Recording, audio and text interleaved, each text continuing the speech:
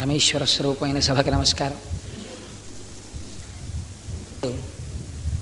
ఆషాఢమాసం ఆదివారం అమావాస్య చాలా దగ్గరలో ఉంది కాబట్టి ఇవాళ రోజున సీతమ్మ తల్లి యొక్క వృత్తాంతం గురించి 4 మాటలు చెప్పుకుంటే మనం ధన్యులం అవుతాం. ఎందుచేతనంటే ఇవాళ జగదంబ గురించి విన్నట్టయితే చాలా మంచిది. ఆషాఢమాసం అంతా కూడా సాధారణంగా అమ్మవారికి ప్రీతిపాత్రమైనటువంటి మాసం. అంటే అమ్మవారికి ఒకటి ప్రీతి ఒకటి అప్రీతి ఉంటాయా అంటే అమ్మవారి యొక్క ఆ తేజస్సు ప్రకటముగా ద్యోతకమయ్యేటటువంటి మాసం, నామరూపాత్మకంగా లోకమంతా పరిఢవిల్లేటటువంటి సమయము. ఆషాఢం చివరకు వచ్చేటప్పటికి తొలకరి వానలు పడతాయి. ఈ వానలు పడినప్పుడు ఇంతకాలం ఎండిపోయినటువంటి గింజలుగా ఏది ఏ గింజో తెలుసుకోవడానికి వీలు లేని రూపంలో భూమి మీద ఉండిపోయిన గింజలు ఆ వర్షపు చినుకు తగలగానే తనలో ఉండేటటువంటి చైతన్యం ఉద్దీపనము చెంది ఏ గింజ ఆ మొక్కగా భూమిలోంచి పైకి వస్తుంది. అప్పుడు లోకాన్ని మనం గుర్తుపడతాం. ఇది సీతాఫలము, ఇది మామిడి, ఇది జామ, ఇది సపోటా, అలాగా. కాబట్టి ఈ కాలమును నామరూపాత్మకంగా జగత్తు పరిఢవిల్లేటటువంటి కాలం కనుక ఇది ప్రత్యేకంగా అమ్మవారికి ప్రీతిపాత్రమైన మాసము అని పిలవడానికి కారణం అది. కనుక ఆషాఢమాసంలో ఎక్కడ చూసినా ప్రతి ఊరిలోనూ ఆ ఊరికి ఒక అధిదేవత అని ఉంటారు. పెద్దాపురంలో మరిడమ్మవారి సంబరాలు జరుగుతుంటాయి. ఇప్పుడు సాధారణంగా ఆషాఢమాసంలో ప్రతి ఇంట్లో నివేదనలు చేస్తారు అమ్మవారికి.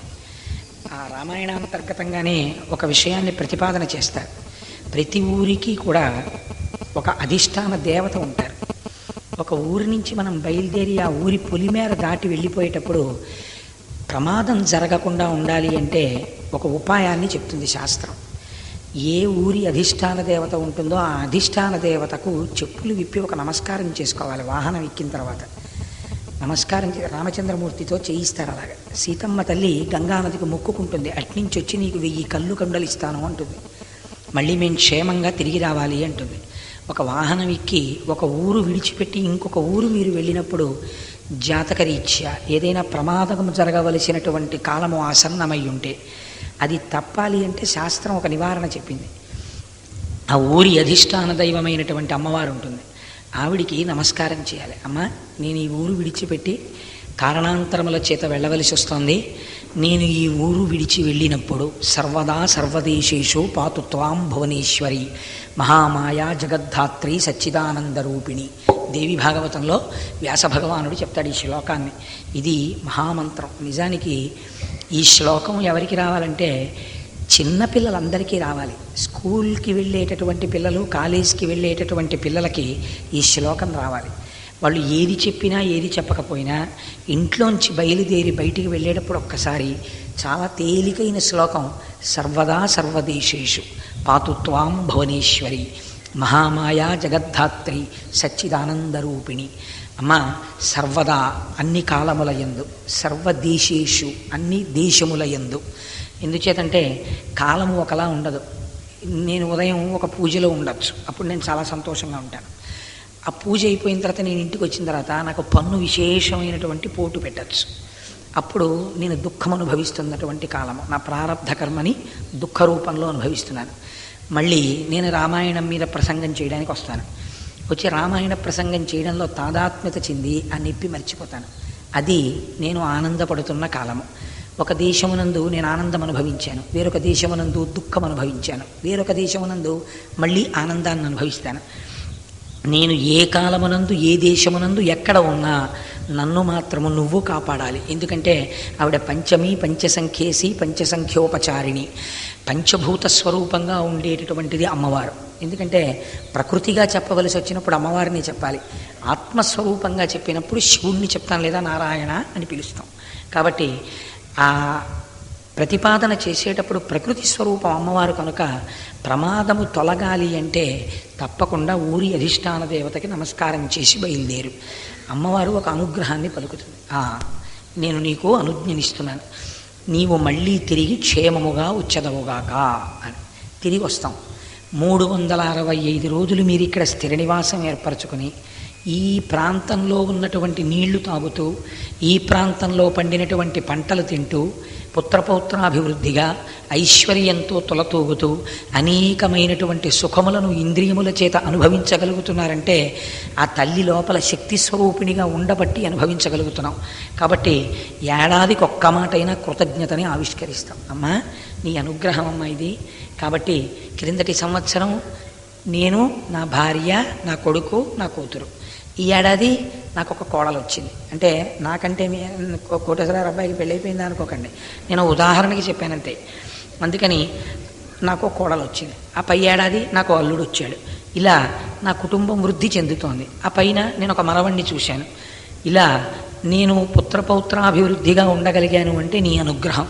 దీనికి నేను నీకు కృతజ్ఞతని ఆవిష్కరిస్తున్నాను అని నివేదన అని చేస్తాం. అది ఆషాఢ మాసంలో సాధారణంగా అమ్మవారికి నివేదనలు చేస్తారు. చేసి తత్ప్రసాదమును స్వీకరిస్తూ ఉంటారు. అటువంటి అమ్మవారి అనుగ్రహం చాలా గొప్పది.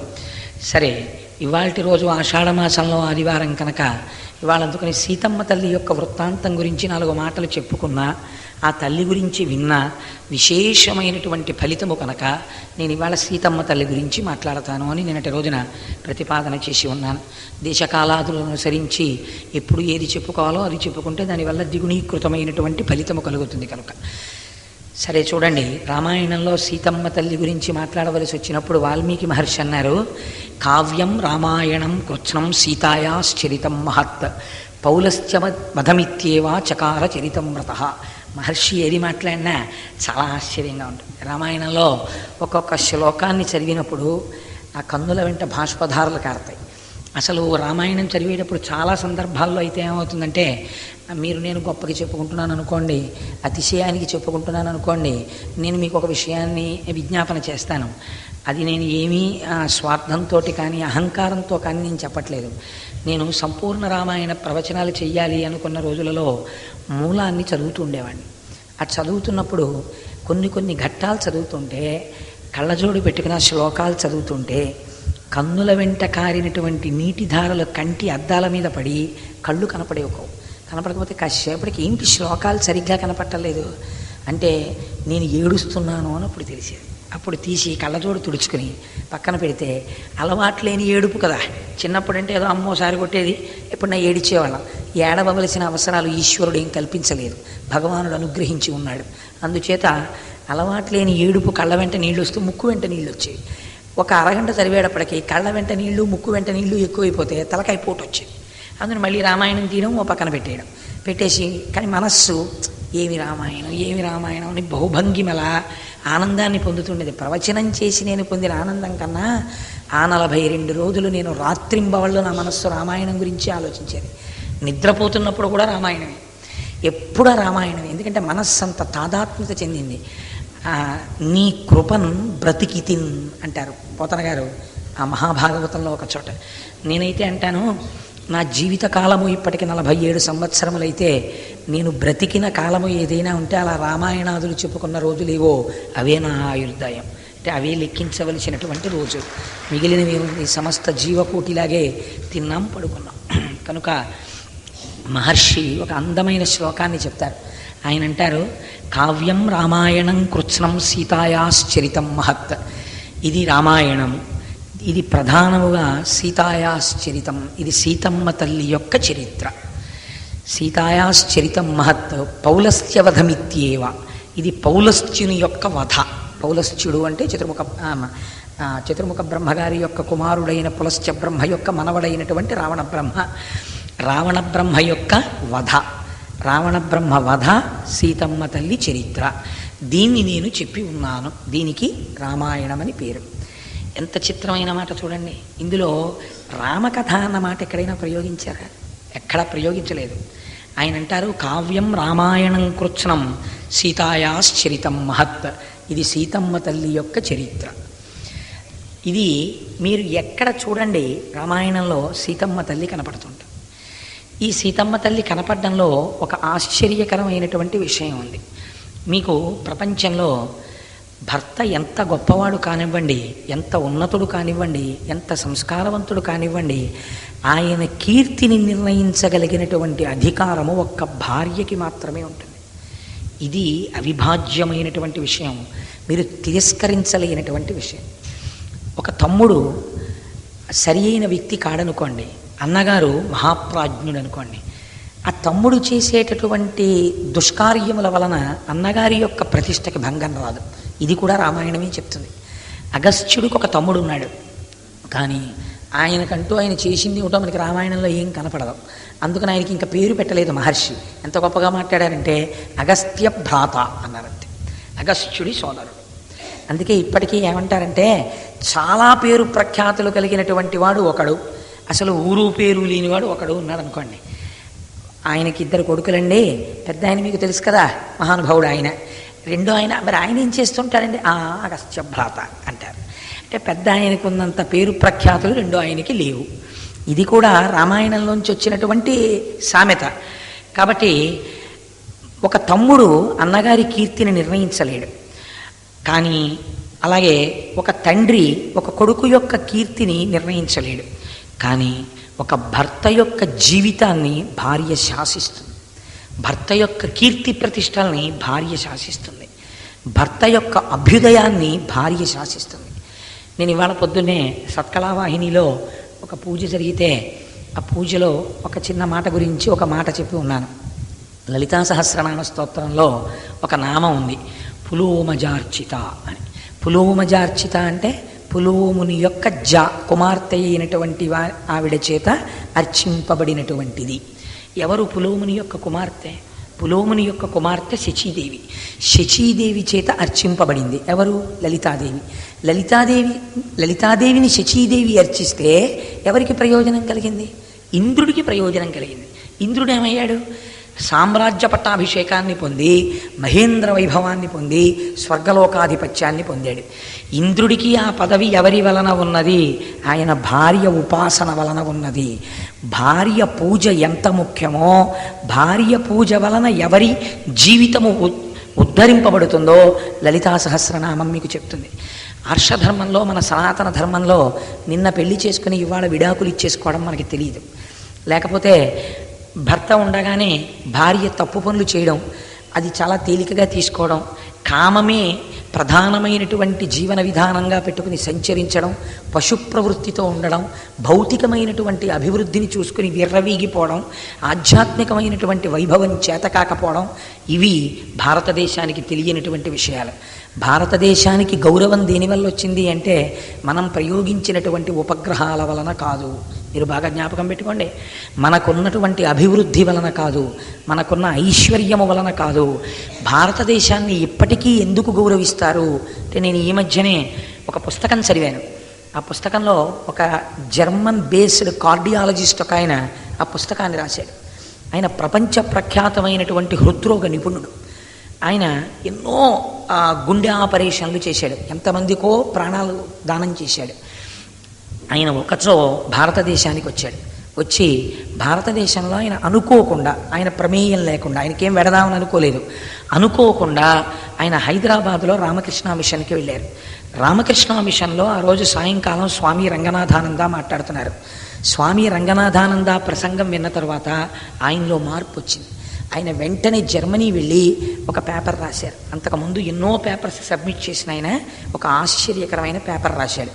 ఇతపూర్వం అనేకమైనటువంటి గుండెల ఆపరేషన్ చేసి ఎందరికో ప్రాణదానము చేసిన వాడను నేను అని నేను అనుకున్నాను. నా నైపుణ్యమే హృద్రోగానికి శస్త్రచికిత్సలు చేసి ప్రాణభిక్ష పెట్టగలిగినదైతే, నేను ఏ ఆపరేషన్ చేసినప్పుడూ కూడా 10 ఆపరేషన్లు సక్సెస్ అయ్యాయి కాబట్టి ఇది ఫెయిల్ అయిపోయినా పర్వాలేదని నేను చేయలేదు. ప్రతి ఆపరేషను సక్సెస్ అవ్వాలని చేశాను. అంతే సమర్థతతో చేశాను, అంతే దీక్షతో చేశాను, అంత నైపుణ్యంతో చేశాను.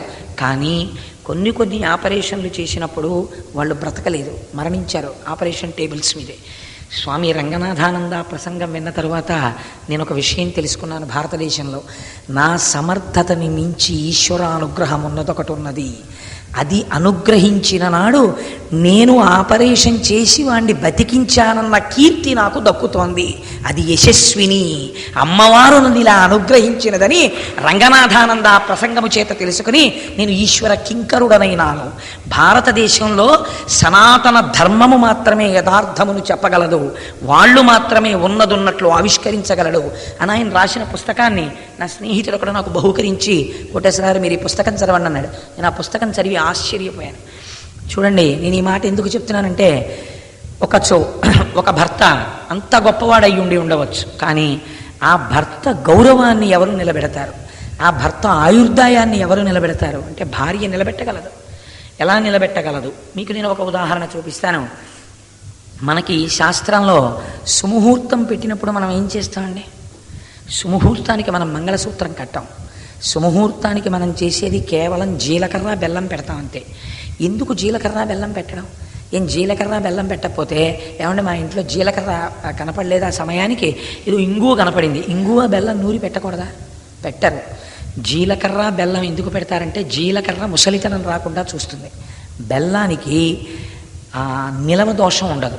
జీలకర్రని బెల్లాన్ని కలిపి నూరితే మీరు గాజు కడ్డీ మీద దూదిని వేసి రుద్దినా సరే విద్యుత్ శక్తి పుడుతుంది అని శాస్త్రజ్ఞులు అంగీకరించారు.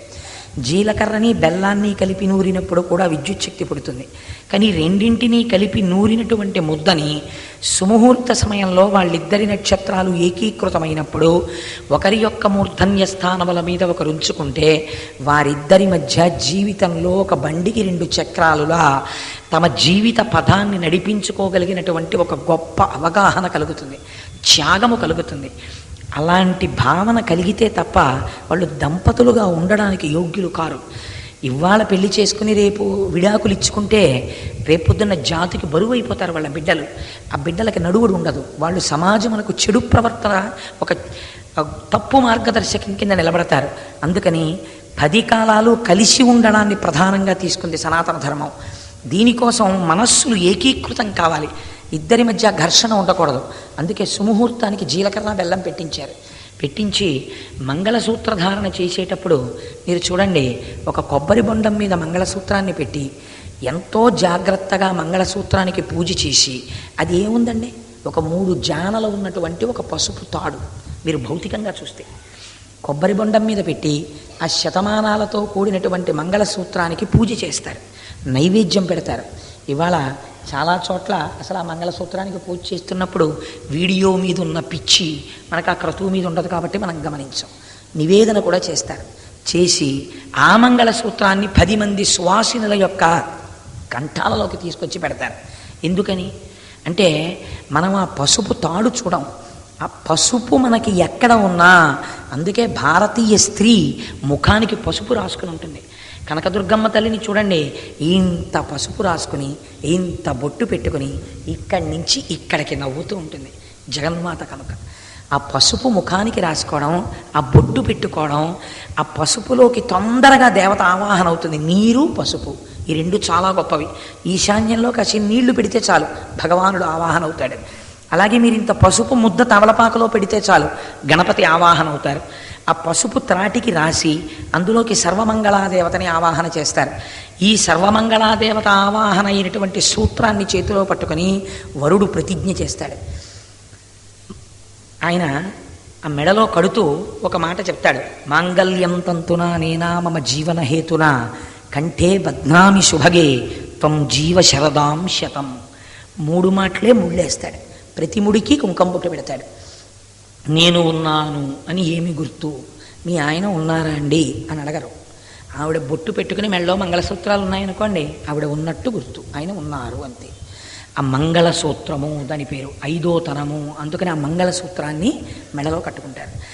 భర్త పక్కన ఉన్నా సరే నిద్ర లేవగానే ఆడది ముందు దీనికి నమస్కారం చేస్తుంది అంటే మెడలో ఉన్న మంగళసూత్రానికి నమస్కారం చేస్తుంది. ఆయన ఉన్నాడు అని ఏది గుర్తు? ఇది గుర్తు.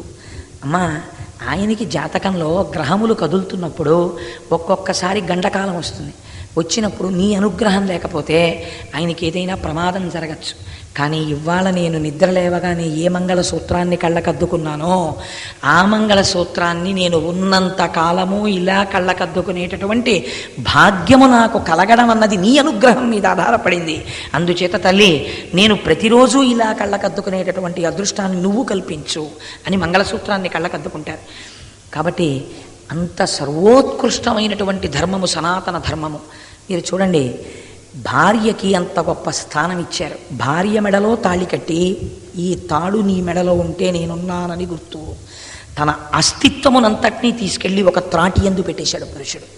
ఎంత గొప్ప విషయం అండి ఇది. జీవితంలో ఇంక ఏ వ్యక్తితో ఇలా అనడు, ఒక్క భార్యతోనే అంటాడు. ధర్మేచ అర్ధేచ కామేచ నాతిచరామి.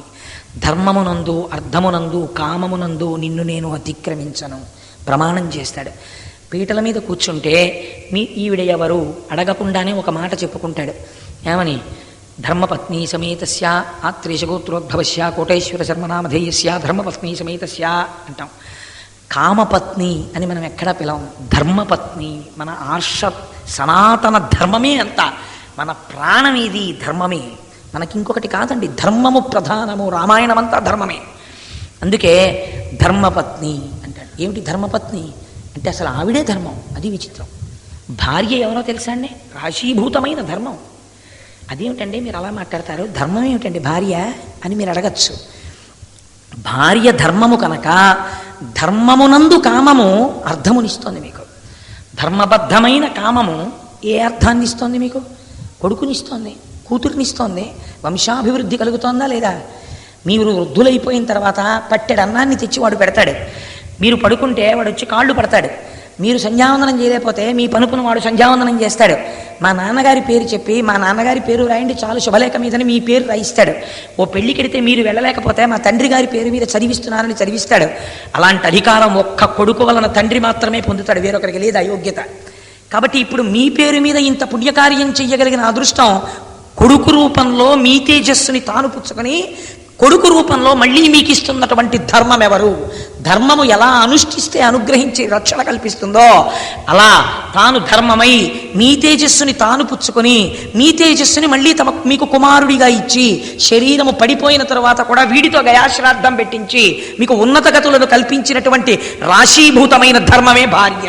కనుకనే ఆర్షధర్మమునందు కామపత్ని అని పిలవరు, ధర్మపత్ని అంతే. భార్య ధర్మము ఎంత పెద్ద పీట వేశారు చూడండి. తెలిసి తెలియని వాళ్ళు ఎవరైనా ఆడవాళ్ళకి తక్కువ స్థానం ఇచ్చారని మాట్లాడచ్చు, కానీ అలా ఎక్కడ మాట్లాడలేదు. ఋషులు చాలా పెద్ద పీట వేసి మాట్లాడారు స్త్రీ గురించి. ఆదిశక్తి అని పూజ చేశారు ఆవిడ్ని. కాబట్టి ఎక్కడో ఎవరో ఒక తప్పు చెయ్యొచ్చు. 10 మంది డాక్టర్లు ఉన్నప్పుడు ఒక డాక్టర్ గారు ఎప్పుడో ఏదో పొరపాటున ఓ తప్పు చేసి ఉండవచ్చు. అంత మాత్రం చేత మీరు వైద్య వ్యవస్థని వైద్యశాలలన్నింటినీ మూసేయమని చెప్తారా? తప్పు చేసిన డాక్టర్ గారిని అయ్యా మీరు ఇక ముందు జాగ్రత్తగా ఉండండి అని చెప్తారు.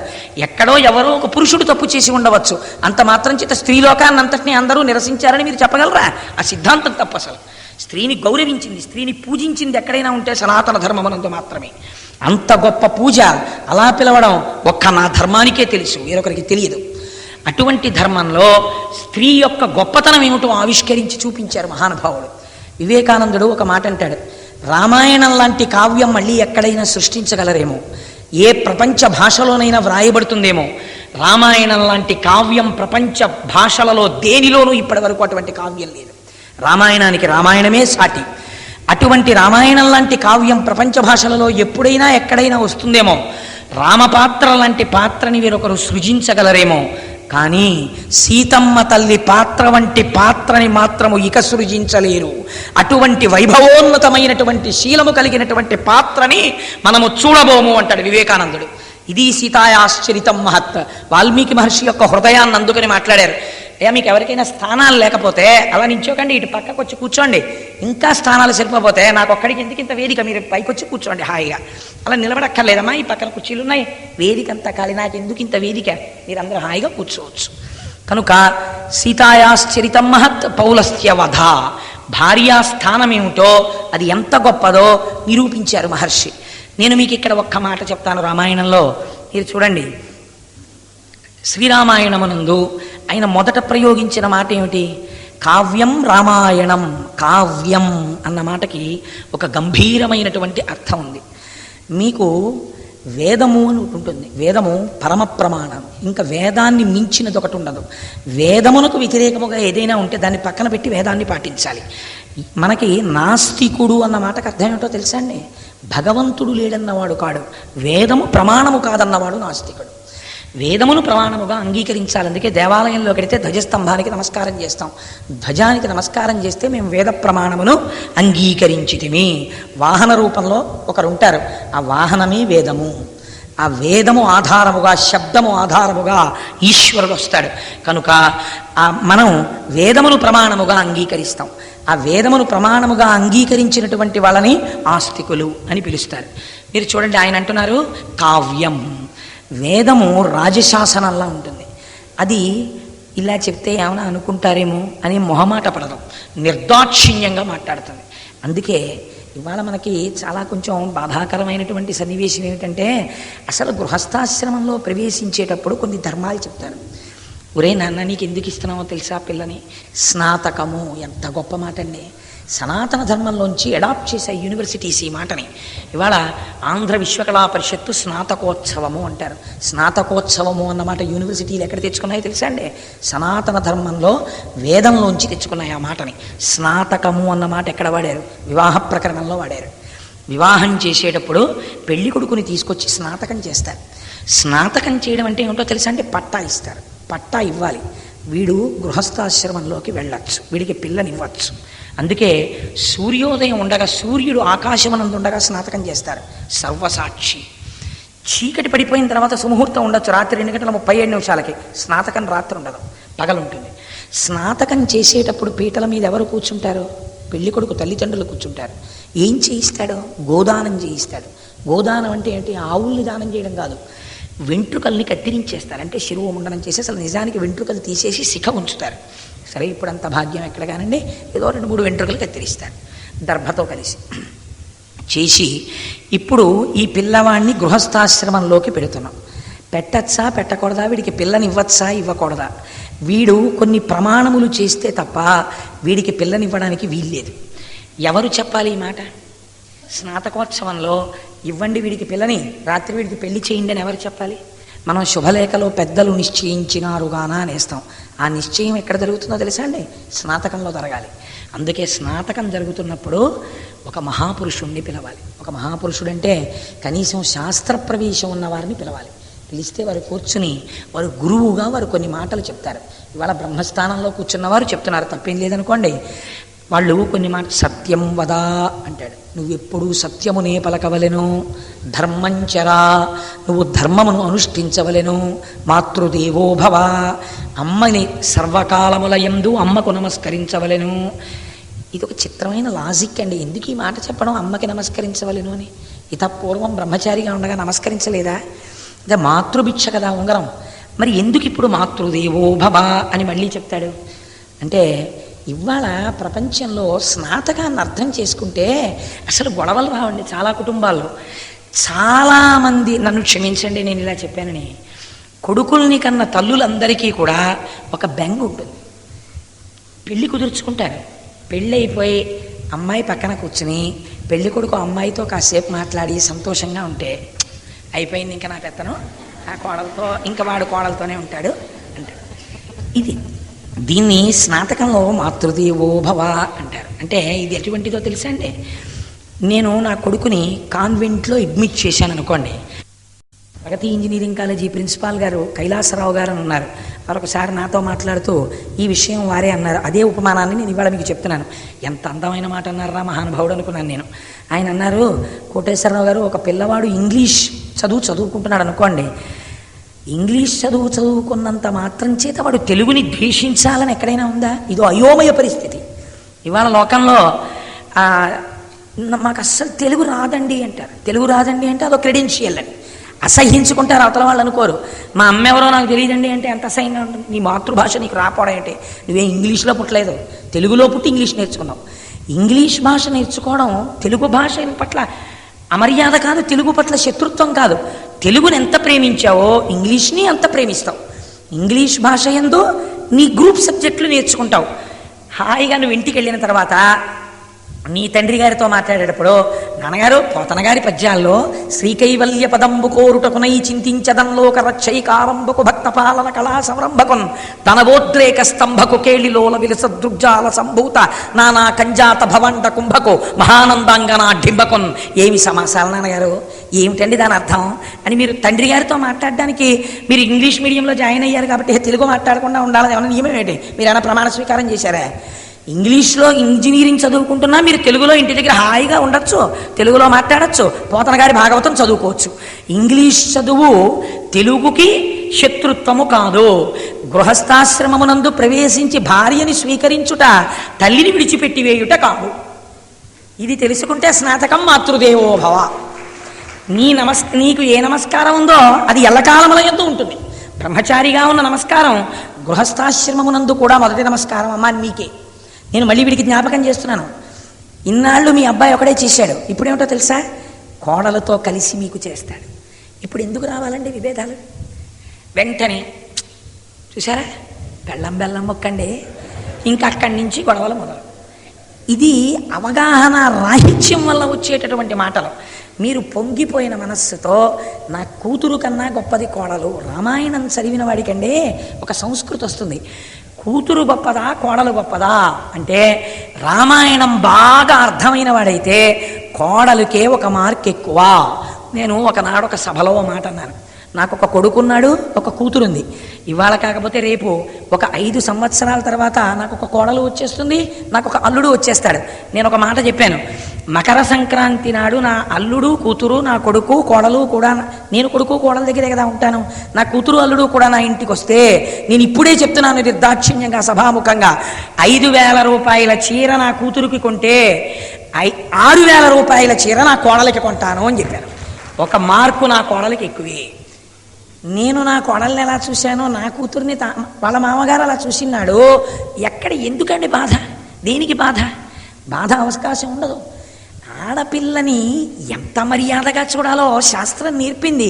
అందుకుని వచ్చి చెప్తాడు వేదము రాజశాసనము. మాతృదేవో భవ, పితృదేవో భవ, ఆచార్య దేవో భవ, అతిథి దేవో భవ. నువ్వు గృహస్థాశ్రమంలోకి వెళ్ళి కొత్త పెళ్ళం కదా అని చెప్పేసి ఇంకా ఆవిడ్ని పట్టుకుని ఇంటికి ఎవరు రాకూడదు అని చెప్పి, ఎంత దుష్ట సంస్కారం వచ్చిందండి ఇవాళ మనకి. డూ నాట్ డిస్టర్బ్ అని చెప్పి బయట బోర్డు తగిలించి లోపల పడుకోవడం ఈ జాతికి తెలియదు. అతిథి వస్తాడేమో మర్యాద చేద్దామని వెళ్ళాడు గృహస్థాశ్రమంలోకి, డూ నాట్ డిస్టర్బ్ బోర్డులు ఎక్కడి నుంచి వచ్చాయో నాకు అర్థం కాదు. కనుక మర్యాద మంట కలిసిపోతోందంటే ఒక వివాహ ప్రకరణం మీద వ్యాఖ్యానం లేకపోవడం, ఒక స్నాతకం గురించి తెలియకుండా స్నాతకం చేసుకోవడం, దీనివల్ల ప్రమాదాలు వస్తున్నాయి. మంత్రంగా ఉంటుంది, జీవితాలుగా ఉంటున్నాయి. అందుకని వేదము రాజశాసనంలా మాట్లాడుతుంది, ఏం బతిమాలదో. పురాణము మిత్రవాక్యంలా మాట్లాడుతుంది. ఒక స్నేహితుడు ఉన్నాడు అనుకోండి, ఏమయ్యా నీకెందుకు గొడవ, నేను చెప్పాను కదా, ఇతపూర్వం కూడా ఇలాగే అయింది, వాడెవరో పాడైపోయాడు, నీకు నేను స్నేహితుడు కాబట్టి చెప్తాను, దాని జోలికి వెళ్ళకు నీకెందుకు అంటాడు. వినలేదనుకోండి, ఏం చేస్తాం, వాడికి కర్మే, చెప్పాను వినలేదు అంటాడు. కావ్యం అలా కాదు, ప్రియురాలు ప్రియుడితో మాట్లాడినట్టు మాట్లాడుతుంది. ప్రియురాలు ప్రియుడితో మాట్లాడేటప్పుడు అంటే అనుభవం మీరు చెప్తున్నావా అని అనుకోకండి మహాప్రభు, నేను ఒక సదుద్దేశ్యంతో చెప్తున్నాను. చాలా అనునయంగా ప్రీతిపాత్రంగా ప్రియురాలి మాట వినడానికి ప్రియుడు సర్వకాలముల యందు సన్నద్ధమై ఉంటాడు. అందుకని చాలా మధురంగా మాట్లాడుతుంది. కావ్యం మధురంగా ఉంటుంది. అందుకే కావ్యం మాట్లాడితే చాలా అందంగా మాట్లాడుతుంది తప్ప కఠినంగా మాట్లాడదు. అందుకే కూజంతం రామరామేతి మధురం మధురాక్షరం ఆరుహ్య కవితా శాఖాం వందే వాల్మీకి కోకిలం. వాల్మీకి అనబడేటటువంటి కోయిల రామ అంటూ మధురంగా రామాయణాన్ని పాట పాడింది. దీనికి రామాయణము. మీరు ఇప్పుడు ఒక ప్రశ్న తలెత్తుతుంది, రామాయణం అనగానేమి? రామ ప్లస్ ఆయనము రామాయణము. రామ అంటే ఎవరు రామ ఇందులో? అదేంటండి ఆ పిచ్చి మాట ఏంటండి మీరు కోటేశ్వరారు? రామాయణం చెప్పడానికి వచ్చి రామ అంటే ఎవరంటారు ఏంటండి? మళ్ళీని మనకి రామాయణంలోంచే ఒక సామెత ఉంది తెలుసా అండి? రామాయణం అంతా విని రాముడికి సీత ఏమైంది అన్నాడండి అంటారు. నేను ఒక్క మాట చెప్పనండి, సంపూర్ణ రామాయణం వినేసి ఎవరైనా ఈ ప్రశ్న అడిగారనుకోండి సభలో లేచి, ఏమంటే రాముడికి సీత ఏమైంది అని అడిగారనుకోండి, వెంటనే వారిని తీసుకొచ్చి సింహాసనం మీద కూర్చోపెట్టి పాదపూజ చేసి పూలదండలు వేయాలి. అంటే అలా అన్నామని అడగడం కాదు, ఆ దృష్టికోణం ఏర్పడేది చాలా గొప్ప ప్రశ్నది. అందుకే మనకి సామెతలు ఎన్ని పుట్టాయండి రామాయణంలోంచి? చిదంబర రహస్యం అంటారు. మనకి అన్ని ఈశ్వర సంబంధమే సామెతలు కూడా. రామాయణం అంతా విని రాముడికి సీత ఏమైంది? సరే, ఇప్పుడు నేను ఎప్పుడైనా మీకు ఈ సామెత గురించి ప్రసంగం చేస్తానప్పుడు ఇందులో కానీ ఇవాళ చెప్పను. ఎందుకంటే మహాప్రభు నేను అందులోకి వెడితే అసలు కోణమే మారిపోతుంది, అందుకని వదిలేయండి దాన్ని. కానీ ఇప్పుడు రామాయణము అంటే ఏ రామ? అదేమిటంటే రామాయణం ఏమిటండి మీకు అనుమానం ఎందుకు వచ్చిందని మీరు నన్ను అడగచ్చు. ఒకసారి త్యాగరాజు గారి కీర్తన జ్ఞాపకం తెచ్చుకోండి. రామాయణ చపలాక్షుల పేరు, రామ అన పరబ్రహ్మమునకు పేరు. రామ అన్నారనుకోండి రామచంద్రమూర్తి, రామా అన్నారనుకోండి సీతమ్మ తల్లి. రెండు వైపులా దీర్ఘం పడిపోతే సీతమ్మ తల్లి. రామ అంటే రామచంద్రమూర్తి. ఇప్పుడు రామ ప్లస్ ఆయనం రామాయణం. ఆయనం అంటే నడక ఒక అర్థం. ఉత్తరాయణం దక్షిణాయనం. ఉత్తరాయణముగా కాలము నడుచుచున్నది, దక్షిణాయనముగా కాలము నడుచుచున్నది. రామాయణం రాముడి నడక, రామా నడక అనగా సీతమ్మ నడక. నడక అంటే ఏమిటండి? నడవాలి అంటే ఏముండాలి? రెండు చేతులు ఉన్నాయండి, పనికిరాదు. ఓ గుండెకాయ ఉందండి, పనికిరాదు. రెండు కాళ్ళు ఉన్నాయి, పనికొస్తుంది. నడవడానికి రెండు కాళ్ళు ఉండాలి. రెండు కాళ్ళు ఉంటే ఒక కాలుని స్థిరంగా పెడతాడు, రెండో కాలు పైకెత్తుతాడు. గమనము అంటారు దీన్ని, ఆయనము. ఈ కాలు తీసి పక్కకి వేసి ఈ కాలు తీసి ముందుకేస్తాడు. ఓ కాలు స్థిరం, ఓ కాలు కదులుతుంటుంది. దీనికి ఆయనం నడక. ఇప్పుడు రెండు కాళ్ళతో నడిస్తే ఆయనం. రామాయణం రాముడు రెండు కాళ్ళతో నడిస్తే రామాయణం. రామా రెండు కాళ్ళతో, సీతమ్మ రెండు కాళ్ళతో నడిస్తే రామాయణం. అదేంటంటే రాముడికి సీతమ్మకి రెండు కాళ్ళు ఉన్నాయి కదా, ఒక్క కాలు ఉందనుకోండి ఆయనం ఉండదు, నడక ఉండదు. మరి రెండు కాళ్ళు ఉన్నాయి కదా, ఇంకా మళ్ళీ రామాయణం అన్న మాట ఎందుకు వాడారు అంటే మన నడక లాంటి నడక కాదు రాముడిది. రాముడు నడిస్తే ఒక కాలు ధర్మం, ఒక కాలు సత్యం. సత్యం మీద ఊంచుకుంటాడు, ధర్మంతో నడుస్తాడు. ధర్మాన్ని ఊంచుకుంటాడు, సత్యంతో నడుస్తాడు. సత్యధర్మములు రెండు పాదములుగా నడుస్తాడు రాముడు. సీతమ్మ అంతే. రాముడి నడక అంతే, సీతమ్మ నడక అంతే. సత్యధర్మములు నడకగా పెట్టుకుని నడిచినటువంటి వారి ప్రస్థానమేదో అది రామాయణం. ఇప్పుడు అది రాముడి నడక, సీతమ్మ నడక, ఇద్దరి నడక, ఇద్దరిది అంతే. మీరు ఎక్కడ చూడండి, ఇద్దరు సత్యధర్మములకు కట్టుబడి ఉంటారు. ఒకవేళ ఆ ధర్మమునకు కట్టుబడడం వల్ల రాజ్యమే పోని భయం లేదు. ఒకవేళ భార్యనే విడిచిపెట్టేయవలసి రావని భయం లేదు. ఒకవేళ బిడ్డలనే విడిచిపెట్టేయవలసి రావని భయం లేదు. తండ్రి మరణించని భయం లేదు. ధర్మమే కావాలి, ఇది రాముడు. సత్యమే కావాలి, ఇది రాముడు. సత్యమే కావాలి, ఇది సీతమ్మ. ధర్మమే కావాలి, సీతమ్మ.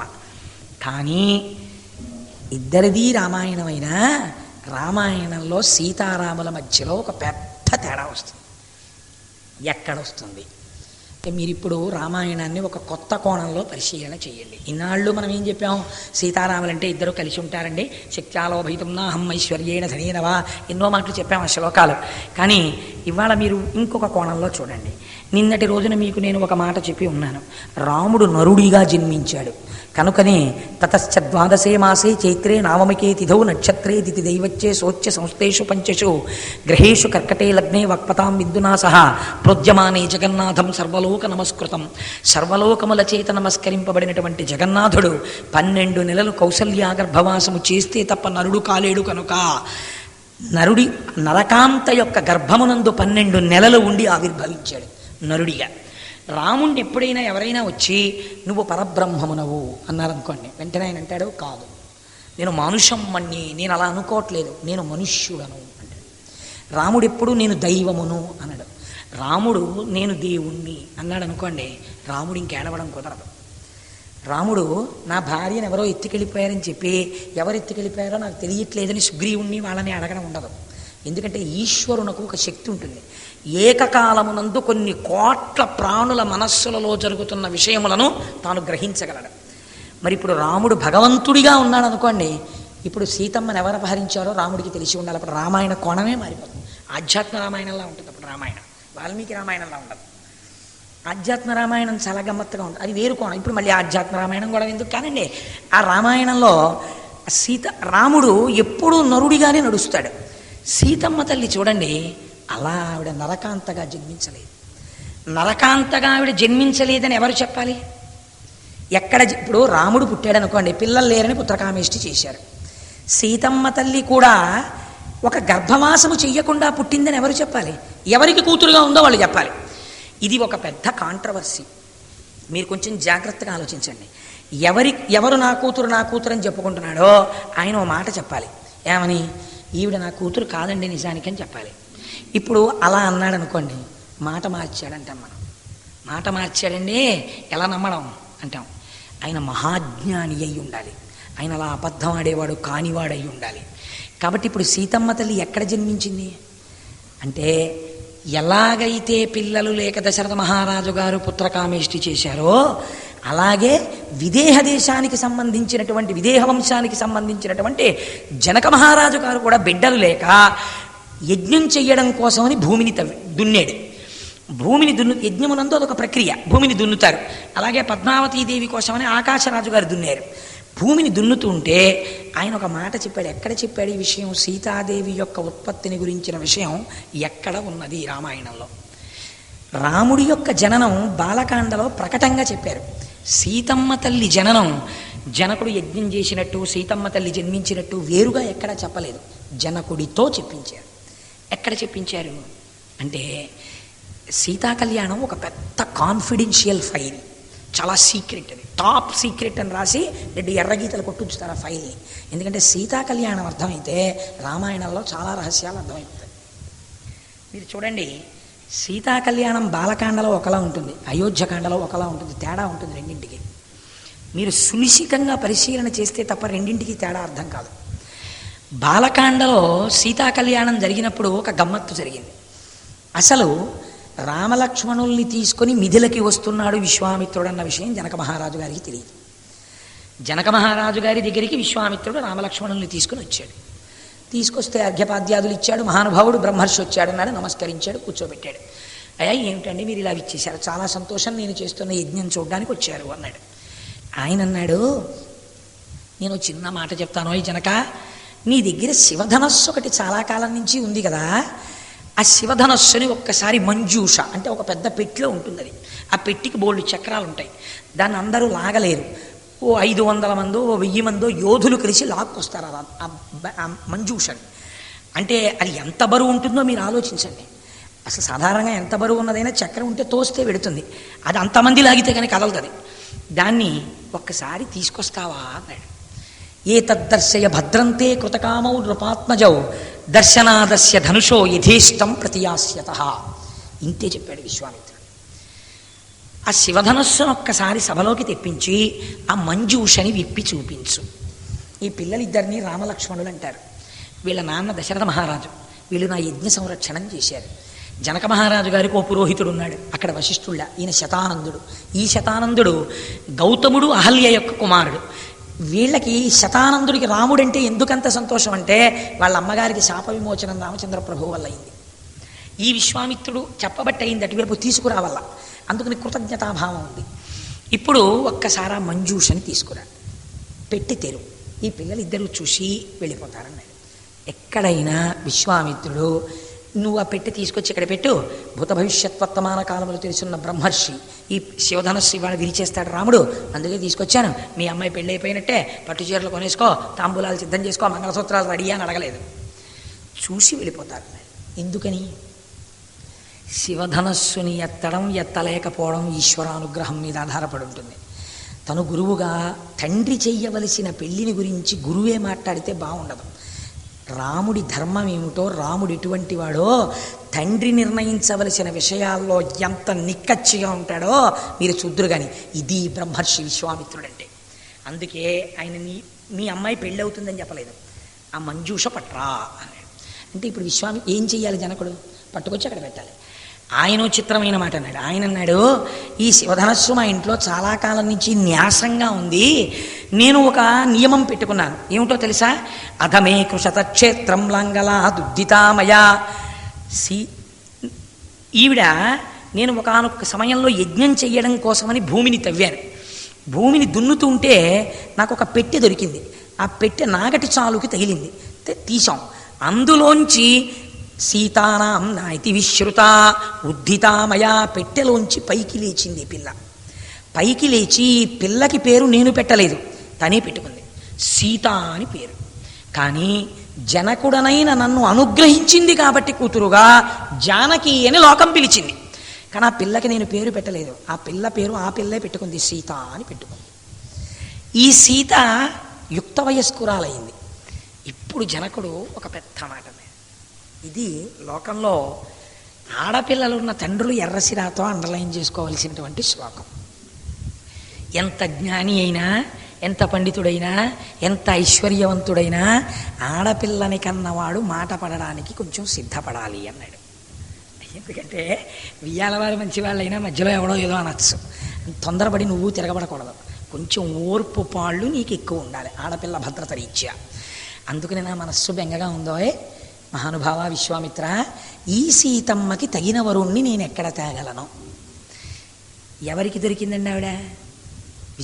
జనక మహారాజు గారికి దొరికింది. ఇప్పుడు జనకుడు ఆ పిల్లకి పెళ్లి చేయాలంటే ఏం చేయాలి? తను నిర్ణయించాలి ఎవరో యోగ్యుడైన వరుణ్ణి. అంతేకాని ఏమంటే మా ఇంట్లో పెద్ద ఇనపవచ్చుంది, దాన్ని ఎవడు వంచితే వాడికి మా పిల్లని ఇస్తానని అనుకోండి, ఎంత అసహ్యంగా ఉంటుంది. మా ఇంట్లో శివధనస్సు ఉంది, దాన్ని ఎక్కువ పెడితే పిల్లని ఇస్తానన్నాడు. ఎందరో వచ్చారు, ఎవరూ ఎక్కువ పెట్టలేకపోయారు, అందరూ ఓడిపోయారు. సీతమ్మ మీద మరులు కొన్నారు. వీళ్ళందరూ ఓ సంఘం పెట్టారు. ఏమిటి సంఘం అంటే శివధనస్సుని ఎత్తడంలో భంగపడిన వాళ్ళ సంఘము పెట్టి, ఏమిట్రా ఈ ధనస్సు అంటాడు, ఏమిట్రా పిల్లనివ్వకుండాను, మనందరం కలిసి జనకుడిని చంపేస్తే గొడవ ఉండదు, అందుకని మనందరం జనకుడి మీద యుద్ధానికి వెడదామని వెళ్ళాడు. జనకుడు ఎవరు? మహాజ్ఞాని. తనని తాను రక్షించుకోడు, తాను దేవతల గురించి తపస్సు చేశాడు. ఇప్పుడు ఆ దేవతలు ఏం చేశారు? పరమప్రీతిని పొంది దేవతా సైన్యాన్ని ఇచ్చారు, ఇచ్చి వచ్చిన వాళ్ళని ఓడించారు. కాబట్టి పిల్ల పెళ్ళి ఇప్పుడు కావలేదు, ఎటు తేలలేదు, ఇలా ఉండిపోయింది. నేను ఈ ధనస్సుకి ఈ పిల్ల పెళ్ళికి ముడేసట్టే పెట్టాను. అయితే మళ్ళీ చెప్తున్నాను, విశ్వామిత్ర మహర్షి, నువ్వు తెలిసే చెప్పావు శివధనస్సు చూపించమని, తీసుకొచ్చి చూపిస్తాను. ఈ పిల్లాడు వేళ ముచ్చటపడి పైకెత్తుతానంటే, ఈ పిల్లాడు నరుడు కదా, దశరథుడి కొడుకు కదా, ఇవన్నీ నేను ఇంకేం అడగను. ఒకవేళ కానీ యద్యస్య ధనుషో రామ కుర్యాదారోపణం మునే సీతాం స్తుతాం అయోనిజాం సీతాం దద్యాం దశరథేరహం. ఎంత పెద్ద మాట చూడండి అందులో. సుతాం నా కూతురు, అయోనిజాం నా భార్యకి పుట్టనిది, అయోనిజాం లేదా ఏ యోని యందు జన్మించనిది. ఎలా కుదురుతుందండి? ఏ యోని యందు జన్మించనిది తన కూతురు ఎలా, ఏ ధర్మశాస్త్రం బట్టయింది? ఇంతటి మహాజ్ఞాని జనకుడు నా కూతురు అని మరి ఎలా అన్నాడు? ఎవరిచ్చారు అధికారం సీతమ్మని కూతురు అనడానికి? పెట్టె దొరికితే కూతురేనా? పెట్టులో ఉన్నది నగదు కాదు కదా, చైతన్యమూర్తి అమ్మవారు. ప్రసన్నురాలైంది, నా పట్ల అనుగ్రహించింది అనాలేమో, కానీ నా కూతురు అనడానికి అధికారం ఎవరిచ్చారని అన్నాడు. సుతాం నా కూతురు. పక్కనే వ్యతిరేకమైన మాట, అయో నిజాం ఏ యోని యందు పుట్టలేదు. సీతాం నేను పెట్టలేదు ఆ పేరు, ఆవిడ పెట్టుకుంది. దద్యాం నేను ఇచ్చేస్తాను. ఎవరికి? ఈ ధనస్సు ఎక్కువ పెడితే దశరథేరహం, అహం నేను ఇస్తాను. ఎవరికి? ఈ దాశరథికి, దశరథుడి కొడుక్కి. ఇందులో ఎంత విచారణ చెయ్యవలసిన మాటలు ఉన్నాయి చూడండి. తన కూతురు కాదంటున్నాడు ఓ పక్క, అయ్యో నిజ అంటున్నాడు, నేను ఇచ్చేస్తానంటున్నాడు. పిల్ల మనస్సుతో సంబంధం లేదా? ఎవడో వచ్చి ధనస్సు ఎక్కువ పెట్టేశాడు అనుకోండి, ఇచ్చేస్తానంటున్నాడు. అదొక్కటే క్రైటీరియా, శివధనస్సు భంగం ఎక్కువ పెడితే చాలు, పిల్లని ఇచ్చేస్తాను, ఇది నా ప్రతిజ్ఞ అంటున్నాడు. మీరు రామాయణం మనం వినడం వినేస్తాం. ఒకవేళ ఎవడో ఎక్కువ పెట్టాడండి శివధనస్సు వచ్చి, ఇచ్చేయడమేనా జనక మహారాజు గారు? ఇంకా అదేంటంటే శివధనస్సును ఎక్కువ పెట్టినవాడు ఇలాంటి వాడు, వాడికి ఎలా ఇస్తాను పిల్లని అని ఆలోచించడా? సీతమ్మ తల్లి, మా నాన్నగారు ప్రతిజ్ఞ చేశారు కదండి, మరి ఆయన ధనస్సు ఎక్కువ పెట్టారు కదా, బాగుండదు కదా, నేను ఆయనతో వెళ్ళిపోతాను, వెళ్ళిపోతుందా భార్యగా? అలా వెళ్ళిపోవడానికి ఆవిడేమైనా చాలా ప్రాజ్ఞత లేని మనిషి? అయ్యో నిజ మహాతల్లి అని ఆయనే చెప్తున్నాడు, పేరు కూడా నేను పెట్టలేదని. మరి ఇంత ధైర్యం ఏమిటి? ఆహా నేను ఇస్తాను, నేను ఇస్తానంటే ఏమి నమ్మకం? నా మాట నా నిలబెడుతుంది. ఎక్కడి నుంచి వచ్చిందండి జనకుడికి ఇంత నమ్మకం, ఇంత ధైర్యం ఆ పిల్ల మీద? ఇది తండ్రికి కూతురు మీద ఉన్న నమ్మకం, ఇది తండ్రికి కూతురు మీద ఉండవలసిన నమ్మకం. కూతురు తండ్రి యందు నిలబెట్టవలసిన నమ్మకం. తద్భిన్నంగా మాట్లాడడం, సినిమా తీయడం, రామాయణానికి వారసులు ఉన్న గడ్డ మీద ఎవడూ సాహసం చేయకూడదు. కదండి. ఆ శ్లోకం మనకి ప్రమాణం. ఇప్పుడు సరే అది చూపించి వెంటనే ఒక మాట అన్నాడు జనకుడు. ఆయన అన్నాడు, ఏమండి ఈ ధనస్సుని ఎక్కుపెట్టడం కోసం ఎందరో వచ్చారు, దేవతలు కూడా వచ్చారు. ఆ పిల్లాడిని చూడండి, ఏకవస్త్రధరో ధన్వీ శిఖీ కనకమాలయ, ఒక్క వస్త్రం కట్టుకున్నాడు, బ్రహ్మచారి, ఇంకా మీసాలు రాలేదు, ఓ పిలక. గురువుగారితో ఉన్నాడు ఇలా నమస్కారం పెట్టుకుంటూ. ఈ పిల్లాడు ఎక్కువ పెడతాడా? పగతిర్మానుషానంచ ధనుషాస్య ప్రపూరణే ఆరోపణే సమాయోగే వేపనే తొలనేపివా అన్నాడు జనకుడు. దేవతలు ఎక్కువ పెట్టలేకపోయారు, ఈ పిల్లగాడు శివధనస్సుని ఎత్తుతాడా, ఎక్కువ పెడతాడా?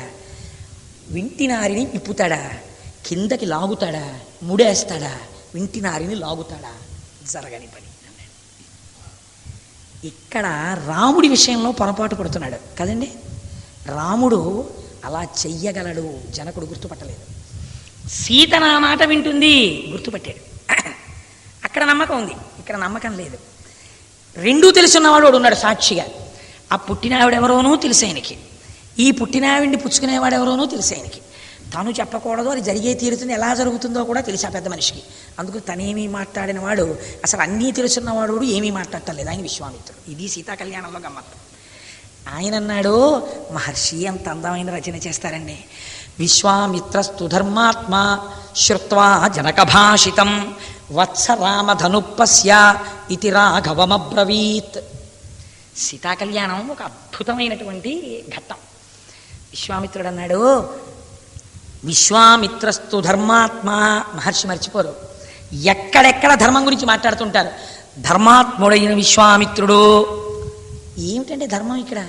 ఏమిటి ధర్మంగా ఉన్నాడు విశ్వామిత్రుడు? ఇప్పుడు అందులో మీకు ధర్మం ఏమిటి కనపడింది అలా మాట్లాడడంలో? అంటే ఆయనకు ఒక విషయం తెలుసు, మగపిల్లవాడికి పెళ్లి చేస్తున్నప్పుడు ఆయనకి భార్యగా ఎవరుండాలన్న విషయాన్ని తండ్రి నిర్ణయిస్తాడు. నేను నిర్ణయించడం కాదు, గురువునైనా కూడా నేను నిర్ణయించి నిన్ను సీతమ్మ పెళ్లి చేసుకుంటుంది అన్న తర్వాత, అన్నమ్మ ఆ మాట మా నాన్నగారు చెప్పాలండి అంటే ఈయన పరువు ఏమవుతుంది? ఇది ఆయనకి తెలిసిన ధర్మం. విశ్వామిత్రస్తు ధర్మాత్మ శ్రుత్వా జనకభాషితం. జనకుడన్న మాట విన్నాడు. అయ్యో పిచ్చివాడు పసిగట్టలేకపోతున్నాడు, ఇతనే వాళ్ళ అల్లుడు అని అన్నాడు. వత్స రామ, ఎంత ప్రేమో చూడండి. వచ్చినవాడు రామచంద్రమూర్తి రూపంలో పరబ్రహ్మమని తెలుసు, నా శిష్యుడుగా ఉన్నాడని తెలుసు. అయ్యా జగన్మాత నీ కడుపున పుట్టకపోయినా సుతాం అని నువ్వు అన్నావు కదా, మా అమ్మాయి అన్నావా లేదా? పరబ్రహ్మము నాకు శిష్యుడైన వెంట తిరుగుతున్నాడు, నా చెంబట్టుకుంటున్నాడు, నేను మడిబట్టి తిప్పేస్తే మడత పెడుతున్నాడు, నా వెనకాతల నా బ్రహ్మదండాన్ని చంకలో పట్టుకుంటున్నాడు, నా కాళ్ళకి దండం పెడుతున్నాడు. గురువుగారు నాకు ఏదైనా సరే శాసనం కరవామకిం, నన్ను శాసించండి అంటున్నాడు. నేను అదృష్టవంతుడిని నీలా, అందుకని నువ్వు సుతాం అని నువ్వన్నావు. నేనేమంటానో తెలుసా? పరబ్రహ్మాన్ని వత్సా అని నేను పిలుస్తాను. నువ్వు సుతా అంటే నేను వత్సా. ఎంత సంతోషాలో చూడండి ఎవరి వాళ్ళవి. అందుకని వత్సరామ, ఓ పిల్లాడా, ఓ కొడుకుతో సమానమైన వాడా రామ, ధనుపస్య, ఓసారి చూడా ధనస్సుని ఎక్కుపెట్టే అన్నాడు అనుకోండి, మాటలో చిన్న తేడా వచ్చేసినట్టు. అందుకని ధనుపస్య, ఒక్కసారి చూడా ధనస్సుని.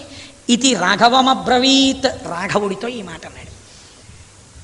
రాముడెంత ప్రాజ్ఞుడో ఆయనెంత ధర్మాత్ముడో చూడండి. ఆయన చెప్పాడు ఈ ధనస్సును ఎక్కువ పెడితే పిల్లనిస్తామని. ఎలాగైనా ఎక్కువ పెట్టేస్తానండి అనలేదు ఆ పిల్లని చూసి ఆయన ఎంత గంభీరంగా మాట్లాడాడో చూడండి. చిన్న వయస్సులో ఎంత పరిణతో చూడండి. ఆయన వీళ్ళ ధనస్సు ఇంకోసారి చూశాడు, పెద్ద ధనస్సు. ఆయన అన్నాడు, ఇదం ధనుర్వరం బ్రహ్మం సంస్పృశామి పాణినా యత్నవాంశ్చ భవిష్యామి తోలనే పురణేపివా అన్నాడు.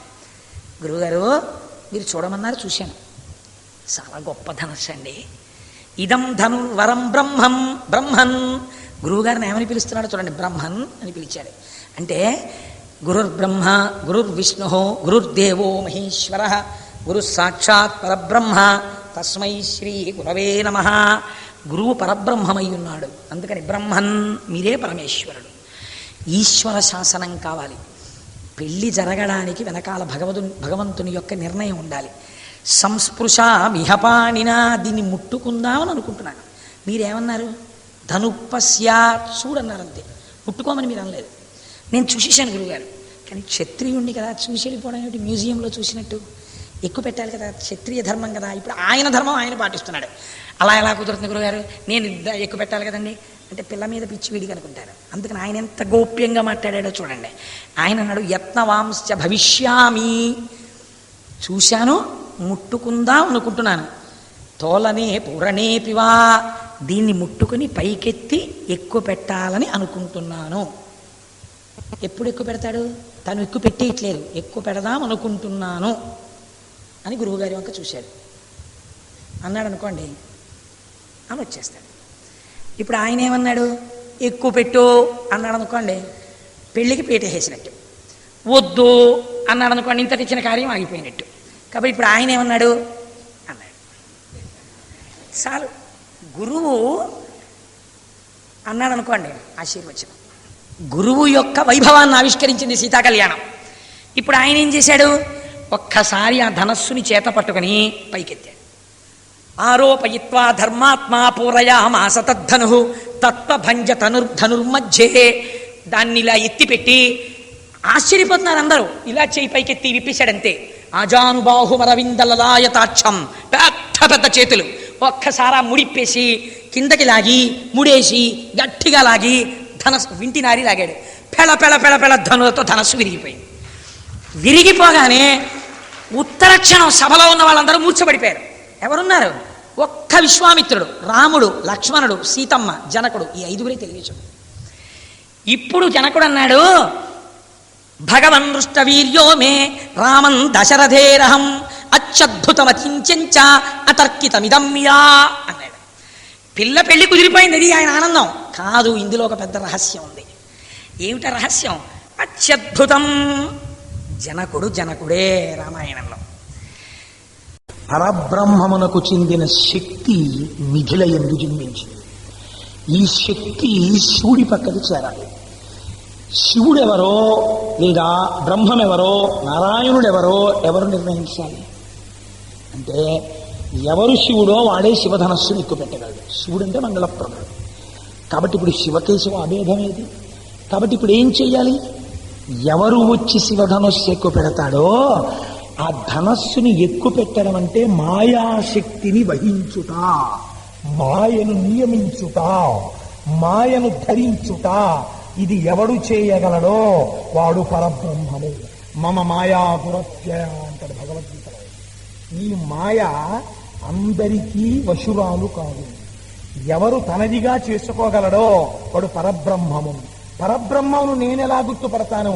శివధనస్సుని ఎక్కుపెట్టిన వాడు బ్రహ్మమయ్యుంటాడు. అందుకని ధనస్సుని మిషపెట్టాడు. ఇప్పుడు ఎవరు కనబడుతున్నాడు? పిన్నాళ్ళు పిల్లాడనుకున్నాను, కాదు కాదు, ఇది పరమాత్మ. పరమాత్మకి పర్యాయ పదం అద్భుతం అని. అందుకని అత్యద్భుతం అతింత్యంచ. నేను ఊహించలేదు. అతర్కితం, దీని మీద వాదన లేదు. ఏమాశ్చర్యం! దాశరథేరహం, పరబ్రహ్మము దాశరథిగా నడయాడుతున్నది. గుర్తుపట్టాడు జనకుడు. కాబట్టి ఇప్పుడు ఏం చేస్తాను? ఓహ్, ఏమానందం ఏమానందం! నా కూతురుగా ఉన్నటువంటి సీతమ్మకి తగినటువంటి వరుడు దొరికాడు అంటే బ్రహ్మమును గుర్తిరిగాను. ఈమె బ్రహ్మమునకు చెందుతుంది. కాబట్టి ఇప్పుడు ఏం చేశాడు? గబగబా పూర్ణ కలశం చేత్తో పట్టుకుని కన్యాదానం చేసేయడానికి రాముడి దగ్గరికి వెళ్ళాడు. బాలకాండలో ఎలా చెప్పారో తెలుసా అండి? విశ్వామిత్రుడు కబురు చేయమన్నాడు దశరథ మహారాజు గారికి. కబురు చేశారు. ఆ రోజుల్లో ఇక్ష్వాకు వంశంలో ఒక అలవాటు ఉంది. వివాహానికి వెళ్ళేటప్పుడు భార్యల్ని తీసుకెళ్లారు, పురుషులు ఒక్కరే వెళ్తారు. అందుకని దశరథ మహారాజు గారు తన పౌరోహిత్యులైనటువంటి వశిష్ఠాదులతో కలిసి వెళ్ళాడు. అక్కడ జనకుడు శతానందుడితో కలిసి స్వాగతం చెప్పాడు. స్వాగతం చెప్పిన తర్వాత ఇద్దరు పెళ్లి మాటలు మాట్లాడుకునేటప్పుడు మీకు ఫిక్స్డ్ డిపాజిట్లన్నీ, ఎన్ఎస్సి సర్టిఫికెట్లన్నీ పిల్లకి అంటిస్తారు, ఇవి మాట్లాడుకోండి. వంశాలు మాట్లాడుకున్నారు.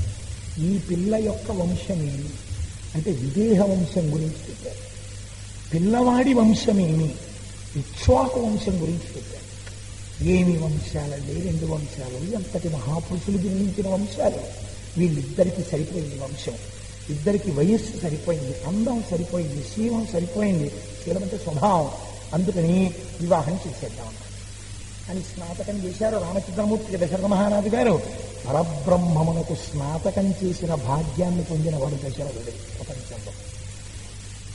తీసుకొచ్చి ఇయం సీత, అక్కడ ఎలా చెప్పాడో అలాగే చెప్తాడు జనకుడు ఇక్కడ. మమ సుత, ఈమె ప్రణవం వేస్తాడు అక్కడ. ఈమె, మీరు కళ్యాణం చేసినా ఇదే చెప్తారు, ఈమె నా కూతురు. ఇయం సీత మమ సుత సహధర్మచరీతవా. ఈ మాటలు మహర్షి మర్చిపోడు. ఈమె సహధర్మచరీతవా, నీతో కలిసి ధర్మమునందు నడుస్తుంది. సహధర్మచరీతవా ప్రతీచ్చ చైనాం భద్రంతే పాణిం గృహీష్వ పాణినా పతివ్రత మహాభాగ ఛాయేవానుగత సదా. ఈ పిల్ల ఇక ముందు ఇతపూర్వం నోములకు నోచింది, ఇతపూర్వం పూజలు చేసింది. దేని కొరకు తెలుసా? మంచి భర్త రావాలి. ఇప్పుడు కూడా నోములు నోస్తుంది, పూజలు చేస్తుంది. దేని కొరకు తెలుసా? పతివ్రత, నీ యొక్క అభ్యున్నతి కొరకు చేస్తుంది. అందుకని పతివ్రత మహాభాగ ఛాయేవానుగత సదా. నీ నీడ నీ వెంట ఎలా వెడుతుందో ఈమె నీ వెంట అలా వెడుతుంది. నీ నీడ నిన్ను విడిచిపెట్టదు కదా, అలాగే ఈమె కూడా నిన్ను విడిచిపెట్టదు అని వాళ్ళిద్దరి చేతులలో చేతులు వేసి ఆ రోజులలో పాణిగ్రహణం ప్రధానం. పాణిగ్రహణం చేయించి భద్రంతే అని వివాహాన్ని పూర్తి చేశారు. బాలకాండలో చెప్పబడినటువంటి సీతా కళ్యాణం ఇక్కడ వరకు. ఇప్పుడు నేను దీన్ని అయోధ్యకాండలో సీతా కళ్యాణంతో కలుపుతాను. అదేంటంటే 2 సార్లు జరిగిందా సీతా కళ్యాణ ఘట్టాన్ని? ఎప్పుడైనా రిపీట్ చేశారా? మళ్ళీ సరదాగా ఉంటుందని మళ్ళీ సీతారాముల వివాహం సత్యపూర్తిగా ఉందా? కాదు. ఒక గమ్మత్తు జరిగింది. అరణ్యవాసానికి సీతారాములు బయలుదేరి వెళ్ళిన తరువాత ఆ అత్రి మహర్షి యొక్క ఆశ్రమానికి వెళ్ళారు. వెళితే అత్రి మహర్షి యొక్క భార్య మనస్సు తగులుతోందమ్మా, నాకు ఇవాళ కొంచెం బడలి ఎక్కువగా ఉండి శరీరం చెంత పడుతోంది తప్ప దాని నుండి దోషం లేదు, నీ ఎందు అసలు లేదు. అందుచేత చూడండి, హరి అత్రి మహర్షి యొక్క భార్య అనసూయ. ఆ అనసూయ సాధ్వి మహాపతివ్రత. ఆవిడ ఎంత పతివ్రత అంటే సూర్యచంద్రుల యొక్క గమనమును శాసించగలదు. ఆవిడ వేరొక పతివ్రతకి ప్రాణదానం చేయడం కోసం సూర్యచంద్రుల యొక్క గమనాన్ని ఆపు చేసేసింది ఒకసారి. అసలు అనసూయామాత యొక్క గొప్పతనం చెప్పుకుంటే అదొక్కటే కొన్నాళ్ళ ప్రసంగం. అంత గొప్ప తల్లి సతీ అనసూయ. అటువంటి అనసూయ ఆవిడ భర్త అత్రి మహర్షి. ఆ అత్రి మహర్షికి అనసూయమ్మకి కలిగినటువంటి సంతానంలో పరంపరాగతంగా వచ్చిన వాళ్ళే ఆత్రేయ సగోత్రీకులు. కాబట్టి ఆత్రేయ సగోత్రంలో పుట్టడం అంటే ఎంత అదృష్టం. అత్రి మహర్షి అనసూయల సంతానంలోకి వస్తారు వాడు. అలా ఎందుకన్నారని అనుకోకండి, మాది ఆత్రేయ సగోత్రం కనుక కొంచెం సంతోషం. కాబట్టి అనసూయామాత అంత గొప్పది. ఆ తల్లి అత్రి మహర్షి చాలా అందంగా ఉంటుంది. అయోధ్యకాండలో ఆ ఘట్టం, సీతారాములు లక్ష్మణుడితో కలిసి అయోధ్యకాండ చిట్ట చివరలో అత్రి మహర్షి ఆశ్రమానికి వెళ్ళారు. వెళితే ఆయన ఏం చేశాడంటే అత్రి మహర్షి రాముడికి స్వాగతం చెప్పి లోపలికి తీసుకెడుతూ అనసూయమ్మ వంట చూపించి, రామ, నేను నా భార్యని పొగుడుతున్నాను అనుకుంటున్నావా? ఆవిడ మహాపతివ్రత. ఎంత తపస్సు చేసిందో తెలుసా? ఆవిడ తపశ్శక్తితో సూర్యచంద్రుల గమనాన్ని ఆపేసింది. సూర్యోదయాన్ని చంద్రోదయాన్ని ఆపింది. ఆపితే వేరొక పతివ్రత ప్రాణాలు నిలబడ్డాయి, సతీ సుమతివి. అంత గొప్ప తల్లి ఆవిడ. దేశమంతా క్షామం వస్తే తన తపశ్శక్తితో అన్నదానం చేసింది. అటువంటి అనసూయ ఆవిడ ఇప్పుడు ఎలా ఉందో చూశావా అన్నాడు. ఒడిలిపోయి శరీరం అంతా ముడతలు పడిపోయి గడగడ గడగడ ఉడికిపోతుంటే తలంతా ముగ్గుబుట్ట అయిపోయి గాలికి కదిలిపోతున్నటువంటి అరటి చెట్టు ఎలా ఉంటుందో అలా ఉంది ఆవిడ. ఆవిడ వంక చూసి అత్రి మహర్షి అంటాడు, ఒక ఇంటికి అతిథి వస్తే ఒక యజమాని మాట్లాడే మాట ఆయన సంస్కారాన్ని చెప్తుంది. అత్రి మహర్షి సీతమ్మ వంక చూసి ఆ అనసూయ వంక చూసి అంటాడు, అనసూయ మహాభాగ తాపసీ ధర్మచారిణి ప్రతిగృహ్ణీష్వ వైదేహి అంటాడు. ఆవిడ అనసూయాం మహాభాగాం తాపసీం ధర్మచారిణీం. ఈ మాట మహర్షి వదలరండి అసలు. ధర్మచారిణీం, అపారముగా ధర్మము తెలుసున్నది, ధర్మమును అనుష్ఠించినది. కాబట్టి ధర్మచారిణీం ప్రతిగృహ్ణీష్వ వైదేహీం అబ్రవీద్ ఋషిసత్తమః. ఓ అనసూయ, సీతమ్మ చేపట్టుకుని లోపలికి తీసుకెళ్ళు. ఇది మహర్షి అండి ఏ ఒక్క చిన్న సన్నివేశాన్ని వదిలిపెట్టరు. మనం ఇంటికి ఎవరైనా కొత్త దంపతులు వచ్చారనుకోండి, మన ఇంటికి వస్తే ఆడపిల్ల కొత్తగా పెళ్ళయింది, ఏదో వచ్చింది, పాపం ఇప్పుడు ప్రస్తుతం కొంచెం కష్టంగా ఉంది. ఆవిడ్ని అందరితో పాటు కూర్చోపెట్టుకున్నారు అనుకోండి, ఆ పాపం ఆవిడ కొంచెం చిన్నపుచ్చుకుంటుందేమో అనో, లేకపోతే ఇంటికి వచ్చినటువంటి ఆవిడ మగవాళ్ళ మధ్యలో కూర్చోపెడితే కించిత్ సిగ్గుపడుతుందేమో. అయోనిజ జనక మహారాజు గారి కుమార్తె, దశరథ మహారాజు గారి పెద్ద కోడలు, రామచంద్రమూర్తి ఇల్లాలు అరణ్యంలో నడిచి రాలేదండి, వేరు మాట. నీ ఇంటికి వచ్చింది, నీ సంస్కారం ఏమైంది? అందుకని ఆయన అన్నాడు, ప్రతిగృహ్ణీష్వ వైదేహీం. అనసూయ, చేపట్టుకుని సీతమ్మ లోపలికి తీసుకెళ్ళి. ఎంత గొప్ప మాట అండి. తన భార్యని పిలిచి, ఏమో ఆ అమ్మాయిని లోపల కూర్చోబెట్టి అని అన్నాడు అనుకోండి యజమాని. ఆవిడ గబగబా వచ్చి రామ్మ అని చేపట్టుకుని లోపలికి తీసుకెళ్ళి కూర్చోబెట్టుకుని మాట్లాడేటప్పుడు ఇతపూర్వం ఎందరో కనపడ్డారు. అందరితో సీతమ్మ మాట్లాడింది, ఋషుల భార్యలతో. ఇప్పుడు సర్టిఫికెట్ ఇచ్చాడట్టి. ఈవిడ మహాభాగం అటువంటి క్యారెక్టర్ లేని అనసూయ లాంటి క్యారెక్టర్. ఇప్పుడు అనసూయ మాట్లాడుతాము. మాట్లాడితే ఎలా ఉండాలని అనసూయ మాట్లాడితే? పిచ్చి పిచ్చిగా అర్థం లేకుండా వెర్రిగా మాట్లాడితే బాగుంటుందా? సీతమ్మతో మాట్లాడాలి. ఎంత జాగ్రత్తగా ఉండాలి ప్రతి శ్లోకం. చతుర్ముఖ బ్రహ్మగారి వరం వాల్మీకి మహర్షికి, నువ్వు ఆచమనం చేసి కంఠం పట్టుకుంటే నీకు రామాయణం కళ్ళ ముందు కనపడుతుంది. కనపడుతున్న ఆయనకి అందుకుని రచిస్తున్న శ్లోకాలు. ఆవిడ అడిగింది, ఏమమ్మా నీవు వివాహం అవగానే కొద్ది కాలం ఆనందం అనుభవించిన తరువాత అరణ్యవాసానికి వచ్చేసావు అని నేను విన్నాను. చాలా కష్టాలు పడుతున్నావు తల్లి. అయితే నాకొక్క మాట అనిపిస్తుంది, లోకంలో కొంతమంది స్త్రీలు పురుషుడు ఐశ్వర్యమును కలిగి, అభ్యున్నతిని కలిగి, అధికారమును కలిగి, ఆరోగ్యమును కలిగి, దారుఢ్యమును కలిగి ఉన్నప్పుడు ఆయన్ని అనుగమించి ఉంటారు. వీటిలో ఏదైనా పురుషుడికి లోపం కలిగితే ఆయన పట్ల తిరస్కార భావమునందు ఉంటారు. ఇటువంటి స్త్రీలు దూష్యమైనటువంటి నడువడి కలిగినటువంటి వారు. ధర్మము తప్పి భర్తని గౌరవించకుండా, భర్త ఉపచారము చెయ్యకుండా, భర్త పట్ల మర్యాద లేకుండా, భర్త శుశ్రూష లేకుండా ఎన్ని పూజలు చేసిన స్త్రీ అయినా, ఎన్ని నోములు పట్టిన స్త్రీ అయినా నాకు తెలుసున్నంత వరకు సూర్యచంద్రులంత కాలం నరకంలో ఉంటుందని నేను అనుకున్నాను. యథార్థమేనంటావా అన్నాడు.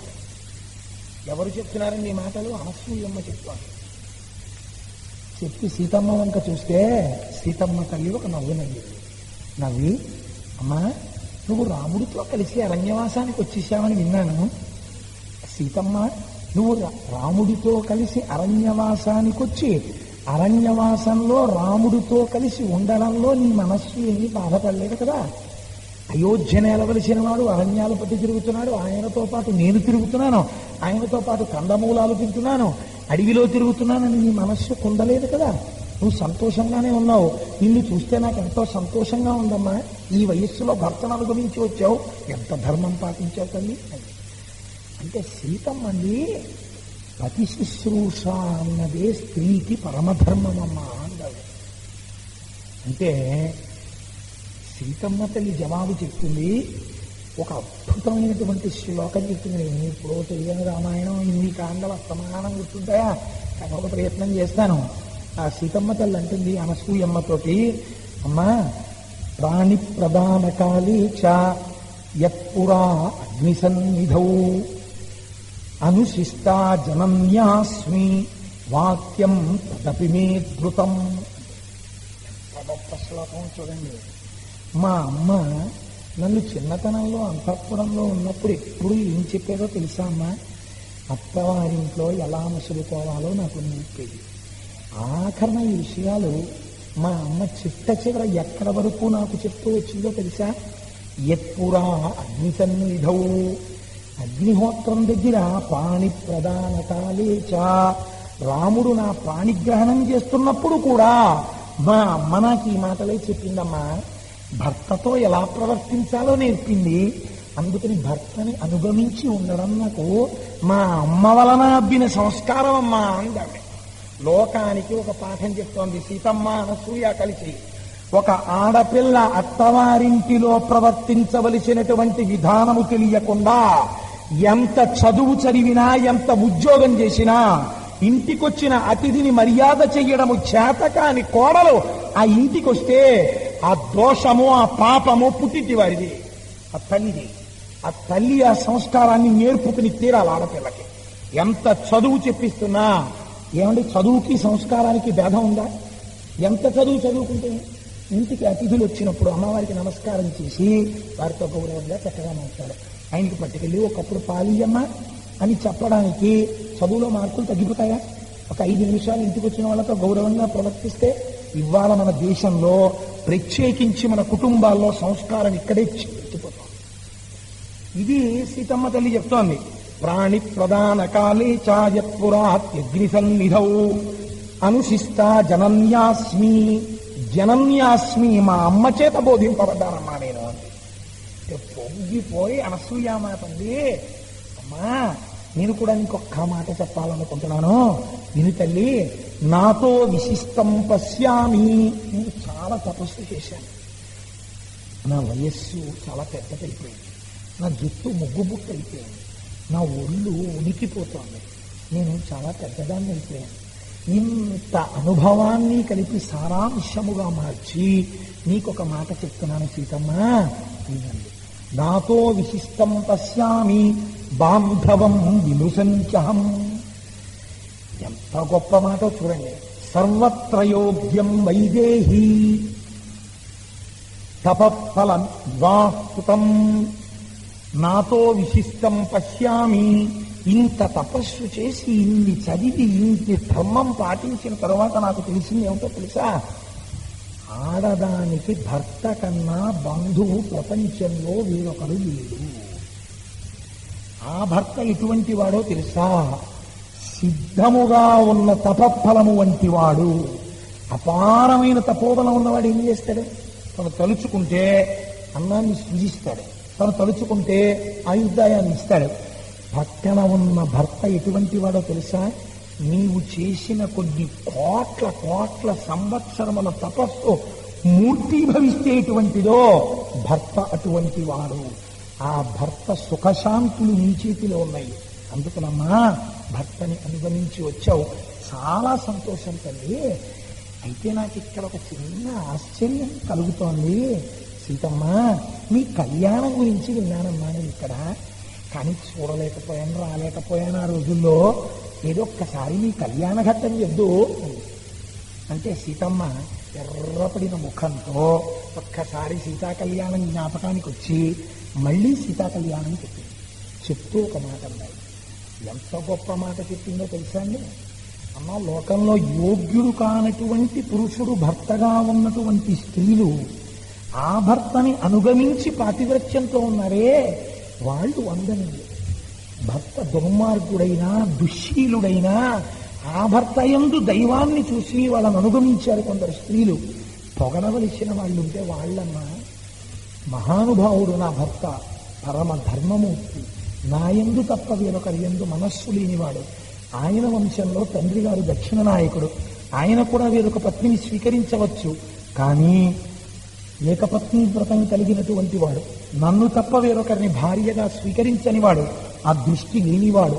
ఇంకొక గమ్మత్తు ఏంటో తెలుసా అమ్మా? ఆయన తండ్రి గారైన దశరథ మహారాజు గారు అయోధ్యానగరంలో ఏ స్త్రీ వంక అయినా భార్యా దృష్టితో చూస్తే రాముడు వారిని తల్లి దృష్టితో చూస్తాడు. అటువంటి వాడన్నా నా భర్త. అటువంటి ధర్మాత్ముడితో అనుగమించి ఆయనకి నమస్కరించి ఆయనతో కలిసి నేను నడిచి ఆయనని గౌరవించడంలో పెద్ద గొప్పతనం ఏముందమ్మా? అది నా గొప్పతనం అంటావా అందమ్మవాడు. ఇది సీతమ్మ తల్లి శీలం అంటే. ఈ మాట అన్న తర్వాత కళ్యాణం గురించి చెప్పమంటే తల్లి సంక్షిప్తంగా చెప్తూ ఒక మాట అంటుంది. సరే, రాముణ్ణి తీసుకురావడం, ధనుర్భంగం జరగడం వరకు చెప్పి సీతా కళ్యాణం బాలకాండలో చెప్పనటువంటి రహస్యాన్ని ఒకదాన్ని అమ్మవారి ఇక్కడ చెప్పింది. ఏమిటా రహస్యం అంటే, పూర్ణ కలశం పట్టుకుని పరిగెత్తుకు వచ్చేసాడు కదా జనకుడు.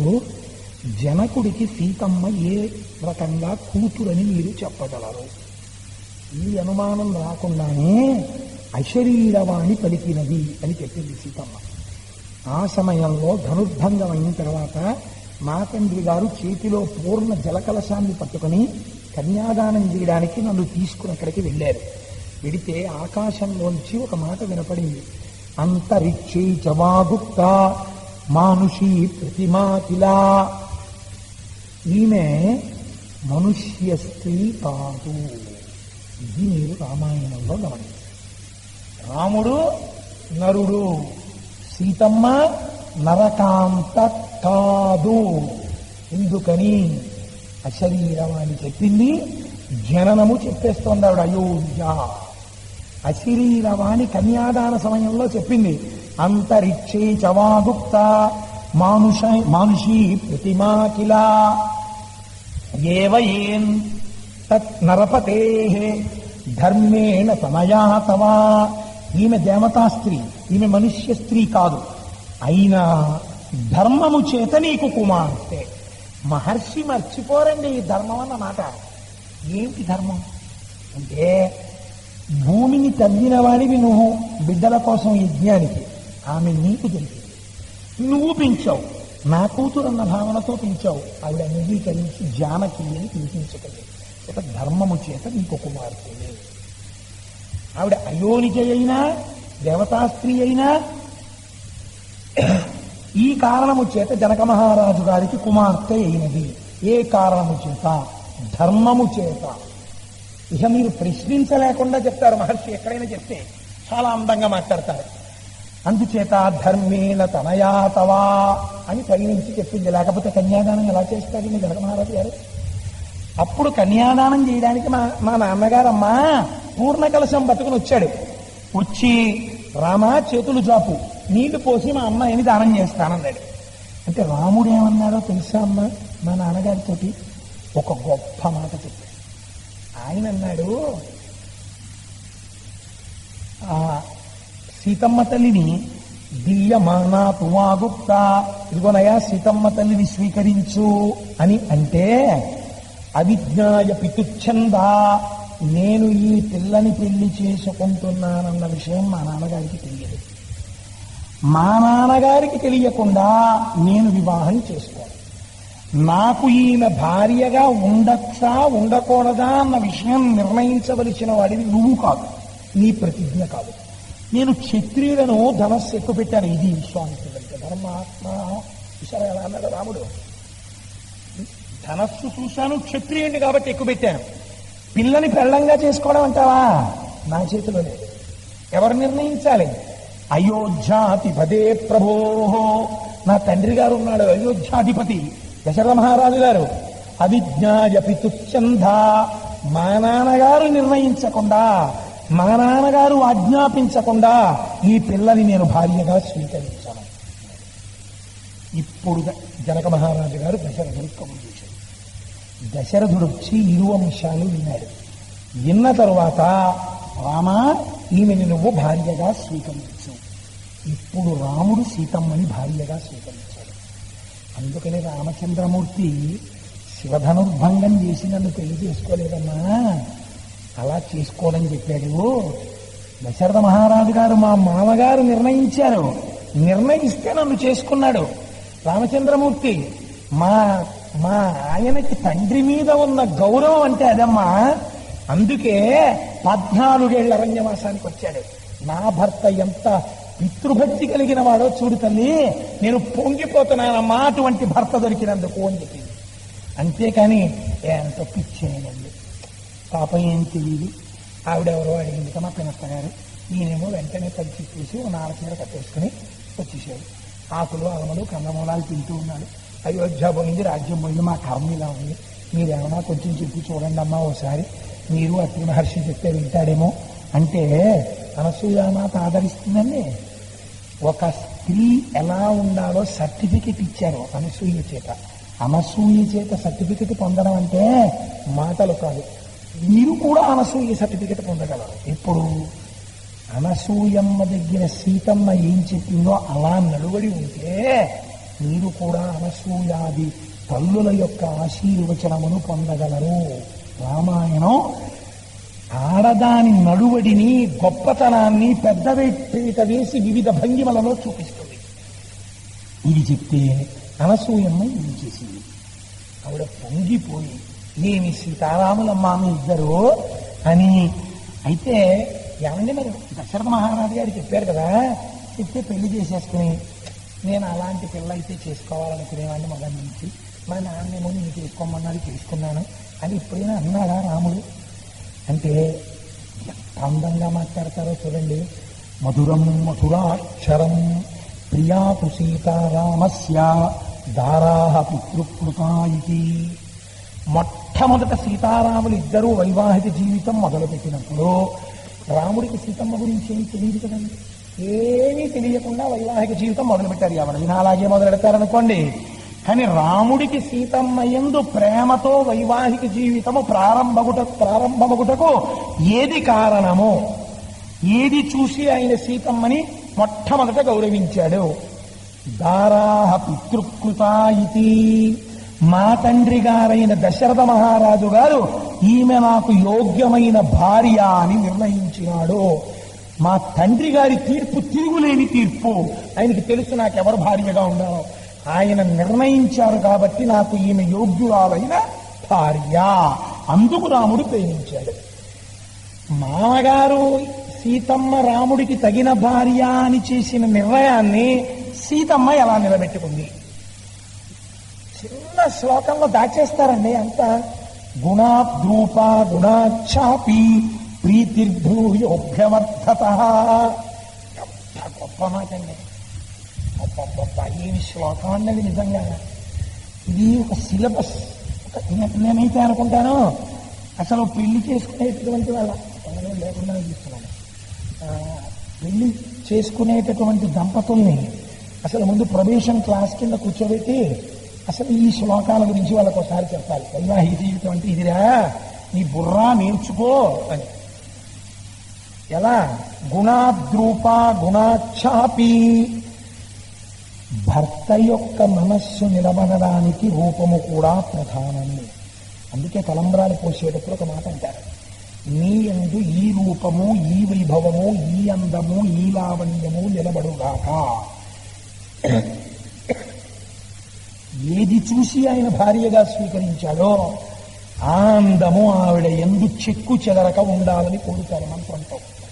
కాబట్టి గుణాద్రూప గుణాఛాపి.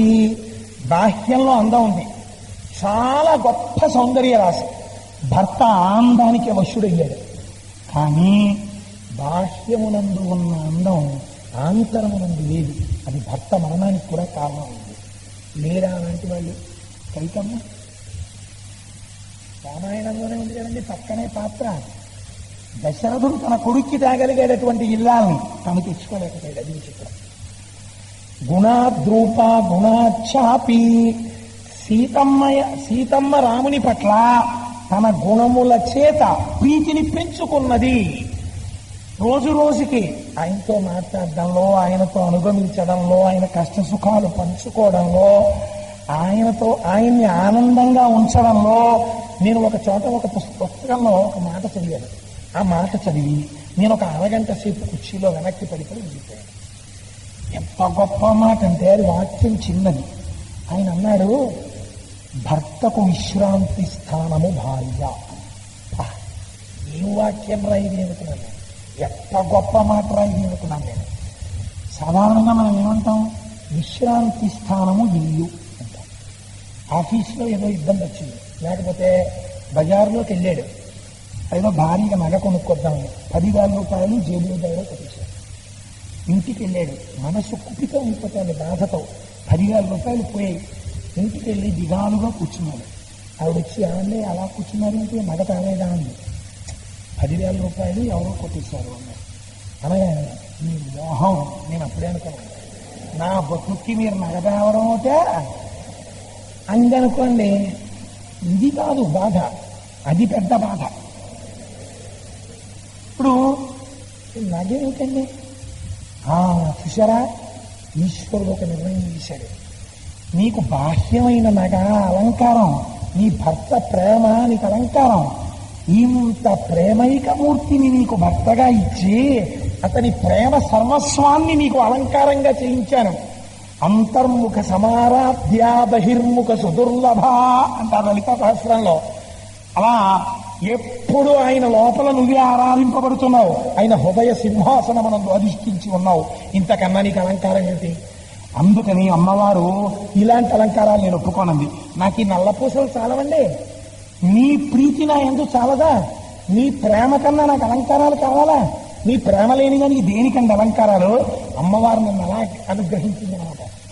కానీ భార్య అందనుకోండి, ఆ భర్త లేచి గాఢంగా భార్యని కౌగిలించేసుకుని వేడి చేసి ఓ మాట అంటాడు, 10,000 పోతే పోయే కానీ నా భార్య యొక్క ఉన్నతి ఏమిటో ఈశ్వరుడు నాకు చూపించాడు.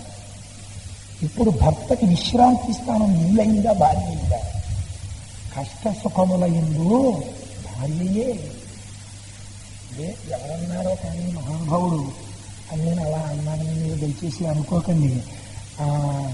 10 మందిని ఆదరించు కన్న తల్లిగా, కష్ట సుఖాలలో తోడు నీడగా తల్లిని రపించే ఇల్లాలి ఆదరణ, మగువేగా మగువానికి మధుర భావన, ఆలయాన వెలసిన దేవుని రీతి, ఇల్లాలే ఈ జగతికి జీవన జ్యోతి.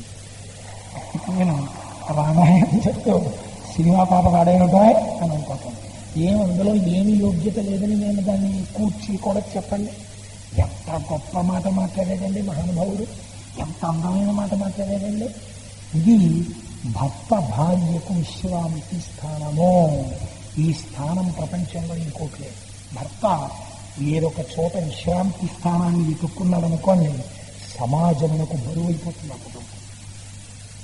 ఇది భర్త భార్య యందు, భార్య భర్త యందు నిరంతర జాగరూకులై ఉండాలి.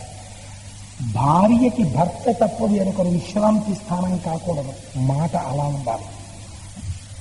భార్య భర్తకి తాను తప్ప వేరొకరు విశ్రాంతి స్థానం కాకూడదు. అలా తను నడువు ఉండాలి. ఇలా ఉంటే ఏమవుతుంది?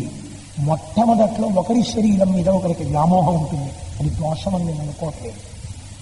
కానీ రాను రాను రాను రాను ఏమవుతుంది అంటే ఒకరి మీద ఒకరికి ప్రీతి పెరిగింది. ఇప్పుడు వాళ్ళు పెళ్లి చేసుకున్నప్పుడు పీటల మీద కూర్చున్న దంపతులు వేరు, ఇప్పుడు వాళ్ళు షష్ఠి పూర్తి కూర్చున్నారు. ఇప్పుడు వీళ్ళు ఎలాంటి వాళ్ళో తెలుసా అండి? ఒక మామిడి పండు, ఒక కొత్త పిల్లి కొబ్బరి మామిడి పండు ఒకటి ముగ్గేస్తే బాగుంటుంది, ఒక 2 రోజులు పోతే బాగా ముగ్గుతుంది అనుకున్నాడు. అందుకని పరక మామిడి పళ్ళు గడ్డిలో పెడుతున్నాడు. పైన పెడుతుంటే 12 పళ్ళే కనబడ్డాయి. ఇంకా 13 తెచ్చాను 12 ఉన్నాయి, 13 తెచ్చాను 12 ఉన్నాయి. బుట్టలో చూశాడు, గూట్లో చూశాడు, బుట్టలో చూశాడు, కావులో చూశాడు, కనపడలేదు. సరే కనపడలేదు, ఏదో విషయంలో ఉంది అనుకున్నాడు. ఒక 4 రోజులు పోయిన తర్వాత కింద ఉన్నటువంటి జాడీలో ఉన్న తేనె తీసి సీసాల్లో పోసుకుంటున్నాడు. తను గూట్లో పెడదామనుకున్నటువంటి కొత్త పిల్లి కొబ్బరి మామిడి పండు ఒకటి తేనెలో పడిపోయి బాగా ఆరముగ్గిపోయింది. ఆ కొత్త పిల్లి కొబ్బరి పళ్ళకి ఈ పండుకి రెండు ఒకలా ఉంటాయండి. ఇది తేనెలో 4 రోజులు మగ్గిపోయి బాగా ముగ్గింది.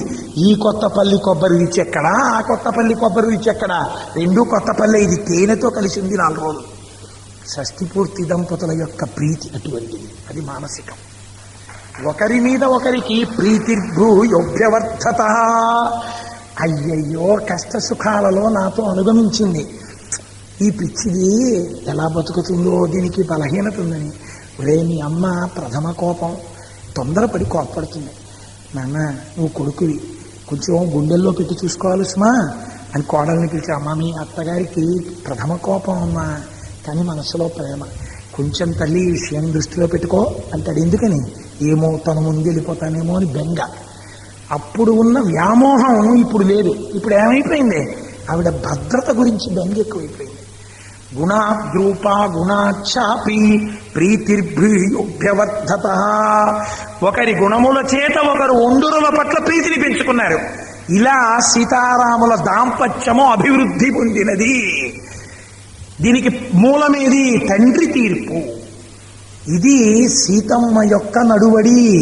శ్లోకం చిన్నది, కానీ రాముని విశ్రాంతి స్థానం ఎవరు? సీతమ్మ తల్లి. రాముని కీర్తి ఎవరు? సీతమ్మ తల్లి. రాముడి ప్రతిష్ట ఎవరు? సీతమ్మ తల్లి. సీతమ్మ తల్లి గురించి ఆవగించలో 6 కోట్ల వంతులో 60,000 వంతు చెప్పలేదు. 8:20 ప్రారంభం. ఏం చేయను? కాబట్టి చూడండి, అమ్మ ఇక్కడ ఒకసారి ఆవిడ చెప్పింది, అక్కడ జనకుడు చెప్పాడు. ఈమె అథమే కుశతక్షేత్రం లాంగలా విద్ధితామయా క్షేత్రం శోధయతా లబ్ధా నామ్నా సీతేతి విశ్రుత. ఈమె నరకాంత కాదు అని చెప్పాడు. అయోధ్యకాండలో ఓసారి చెప్పింది ఆవిడ, నేను నరకాంత కాదు, అశరీరవాణి చెప్పింది, నేను దేవకాంతని. మూడోసారి ఒకసారి చెప్పింది ఆవిడ. ఎక్కడ చెప్పింది? ఏదైనా 3 అయితే సత్యం. మూడోసారి ఇంకొకసారి చెప్పింది ఆవిడ, నేను మనుష్యకాంతని కానని. అన్యాపదేశంగా చెప్పింది. ఎక్కడ చెప్పింది? సుందరకాండలో స్వామి హనుమతో మాట్లాడుతోంది సీతమ్మ తల్లి. మాట్లాడుతున్నప్పుడు హనుమ ఒక మాట అడిగారు ఆవిడ్ని. సురాణాం వానాగంధర్వరక్షసాం యక్షాణం కిన్నెరాణం వాకాంస్త్వం భవసి శోభనే. అమ్మా, నువ్వు దేవకాంతవా, నరకాంతవా, యక్షకాంతవా, కిన్నెరకాంతవా, కింపురుషకాంతవా, వశిష్ఠుడిని విడిచిపెట్టి వచ్చిన అరుంధతివా, కపిలుడి మీద కోపం వచ్చినటువంటి శ్రీమతివా, లేకపోతే నలుడిని విడిచిపెట్టి వచ్చిన దమయంతివా? అమ్మా, నువ్వు ఎవరమ్మా? నాకు చెప్పు, నిన్ను సీతమ్మ అనుకుంటున్నానమ్మా, నిజం చెప్పు అన్నారు. అంటే తల్లి తాను నరకాంతని అని పృథివ్యారాజసింహానాం ముఖ్యస్య విదితాత్మనః స్నుషాదశరథస్నాహం శత్రుసైన్య ప్రతాపినః దుహితాజనకస్యాహం వైదేహస్య మహాత్మనః సీతా చ నామ్యాహం భార్య రామస్య ధీమతః అంటుంది. ఒక నరకాంత ఎలా మాట్లాడాలో అలా మాట్లాడుతుంది. పెళ్ళైపోయినటువంటి స్త్రీ దగ్గరికి వెళ్ళి, అమ్మ మీరెవరు అని అడిగామనుకోండి, ముందు మామగారి పేరు చెప్పాలి. అయ్యా, నేను ఫలానా వారి కోడలండి. తర్వాత అందుకని ఆ అమ్మ, నేను దశరథ మహారాజు గారి కోడల్ని. తర్వాత నేను జనక మహారాజు గారి యొక్క కుమార్తెని. తర్వాత నేను ఈ శరీరానికి సీత అని పేరు. తర్వాత నేను అబ్బో గొప్పవాడు రామచంద్రమూర్తి యొక్క ఇల్లాలిని. చిట్ట చివర భర్త పేరు చెప్పింది. కాబట్టి ఒక స్త్రీ ఎలా ప్రవర్తించాలో అలా ప్రవర్తించి చూపించింది, అలా మాట్లాడి చూపించింది. కానీ ఇక్కడే స్వామి హనుమతో ఆవిడ ఒక చిత్రమైన మాట చెప్పింది.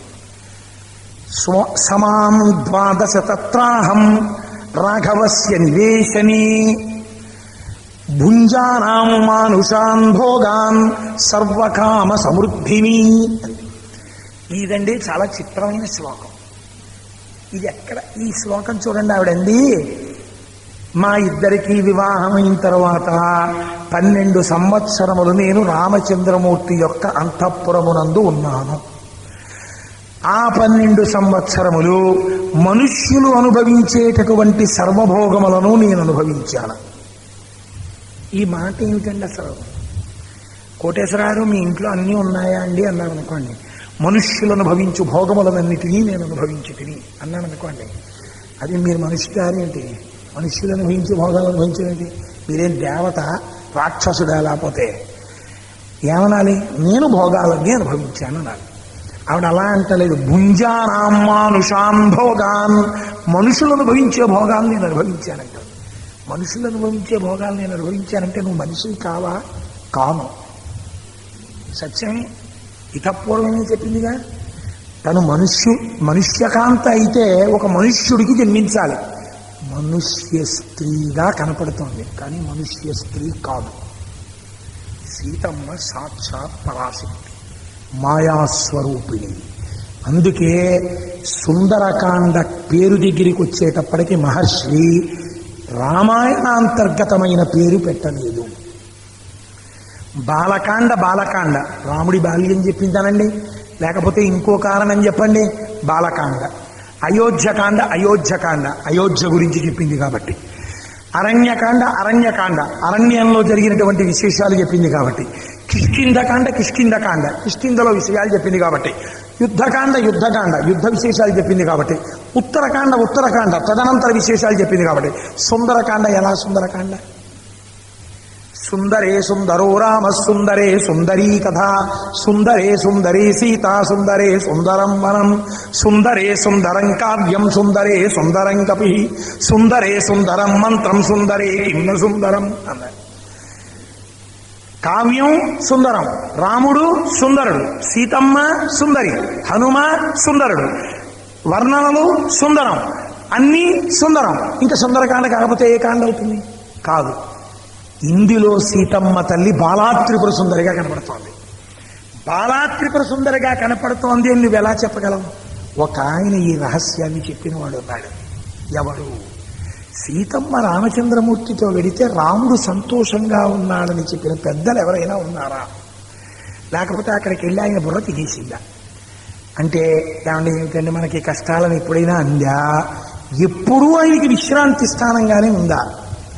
అంటే ఈ మాటలు చెప్పాలంటే ప్రతి వాళ్ళు ఎలా సరిపోతారండి? దానికి ఒక పెద్దరికం ఉన్నవాళ్ళు చెప్పాలి. సుమంత్రుడు చెప్పాడు దశరథుడితో. దశరథుడు అడిగాడు, నా కొడుకు సంగతి వదిలేయి, యవ్వనంలో ఉంది నా కోడలు, కష్టం తెలియని పిల్ల రాముడితో వెళ్ళింది, బాధపట్టలేదు కదా అన్నాడు. అంటే సుమంత్రుడు ఎంత అందంగా చెప్పాడో తెలుసా అండి? బాలేన రమతే సీతా బాలచంద్ర నిభానన రామ రామే యదీనాత్మా విజనేపి వనే సతి. ఏమోయ్ దశరథ మహారాజా, బాలేన రమతే సీత, బాలయైన సీత, రమయైన బాల, లక్ష్మిగా ఉన్న బాలాత్రిపుర సుందరి, బాలాత్రిపుర సుందరిగా ఉన్న లక్ష్మి. ఈవిడ బాలచంద్ర నిభానన, బాలచంద్రుడు ఎలా శోభిస్తాడో అలా శోభిస్తోంది. ఏ కారణం చేత? రామ రామే యదీనాత్మ విజనేపి వనే సతి. మనుష్యులు లేనటువంటి దండకారణ్యంలో అంత ఆనందంగా ఎందుకుందో తెలుసా? పక్కన భర్త ఉన్నాడని. పక్కన భర్త ఉంటే అది అరణ్యమైనా ఆవిడకి అనవసరం. అంత ఆనందంగా ఆవిడ మాటకు ఆవిడ కట్టుబడి ఉన్నది. రాముడు అయోధ్యకాండలో సీతమ్మని తీసుకెళ్ళనన్నాడు.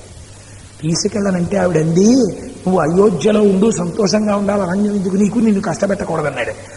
నేను తరచు చెప్తుంటాను ఈ శ్లోకాన్ని. ఆవిడంది, నా తంత్రీ వజ్జతే వీణా నా చక్రో వర్తతే రథ నా పతి సుఖమేదేతా యస్యాదపి శతాత్మజా. ఏమయ్యా రామా, నేను ఒక మాట చెప్తాను వింటావా? వీణ చేత్తో పట్టుకుని వీణ తీగని గోటితో దెబ్బలు కొడుతుంటే వీణ తీగ పెనగి పెనగి మోగుతుంది. పెనగి పెనగి గోటి దెబ్బలు తిని మోగినటువంటి వీణ తీగ మోగుతోందనరు, వీణ మోగుతోందంటారు. నా చక్రో వర్తతే రథ, రథం వెళ్ళిపోతున్నప్పుడు ఎగుడు దిగుడుల మీద, ముళ్ల మీద, గాజు పెంకుల మీద, రాళ్ల మీద రథచక్రాలు నడుస్తున్నాయి. రథచక్రాలు నడుస్తున్నాయి అనరు, రథం నడుస్తోందంటారు. నా చక్రో వర్తతే రథ. కష్టం రథచక్రాలది, కీర్తి రథానిది. కష్టం వీణతీగది, కీర్తి వీణది. అలా 9 కొడుకులు తెల్లవారి అమ్మ నిద్రలేచి మంచం మించి కాలు కింద పెడుతుంటే తమ అరచేతులు జాపి అరిచేతులలో కాళ్ళు వేయించుకునేటటువంటి పిల్లలు ఉన్నప్పటికీ అటువంటి 9 కుమారుల వల్ల కలిగినటువంటి సుఖం కన్నా భర్త పక్కన ఉన్నప్పుడు కలిగినటువంటి సుఖము వేరు రామా, దీనితో తుల్యము కాదు. నువ్వు ఉన్నది అయోధ్య, నువ్వు లేనిది అడవి, నేను నీతో వస్తానండి ఆవిడ. అలాగే ప్రవర్తించిందా? సుమంత్రుడు చెప్పాడు. ఇంకొక ఆయన చెప్పాడు, సుమంత్రుడు అంటేనండి ఆ ఇంటి పెద్ద కదా, అలా కనపడదు అసలు ఆయనకి సీతమ్మ, అందుకే అలా చెప్పేశాడండి అంటారేమో. మహర్షి గొప్పతనం ఏమిటో తెలుసా? సీతమ్మ రాముని విశ్రాంతి స్థానము. రాముడు అరణ్యవాసంలో కూడా ఆనందంగా ఉన్నాడు. కారణం నేనంట, మా అమ్మ సీతమ్మ అంటాను. ఎలా రుజువు చూపించగలవు? మీకు సుమంత్రుడి వాక్యం నేను ఒకటి చూపించాను. మీరు ఒప్పుకోరు. మీరు ఒప్పుకోరంటే నేను ఒక మర్యాద కన్నానంతే ఆ మాట. నేను మిమ్మల్ని తక్కువ చేసి అంటలేదు. సుమంత్రుడు అంటాడండి, ఎందుకన్నాడు? ఆయన అయోధ్య పట్టణంలో చాలా కావలసిన వాడు. సీతమ్మని పట్టుకుని, ఆ సీతమ్మ కొంచెం రాముడితో ఏమిటో కొంచెం అదో బాధగా అస్తమానం అడి తిరిగి కళ్ళొత్తుకుంటోందండి అండ కదా. అసలైతే దశరథ మహారాజు గారు ఏడుస్తున్నాడు. అందుకుని చెప్పలేదేమో, ఇలా చెప్పాడేమో అంటారేమో.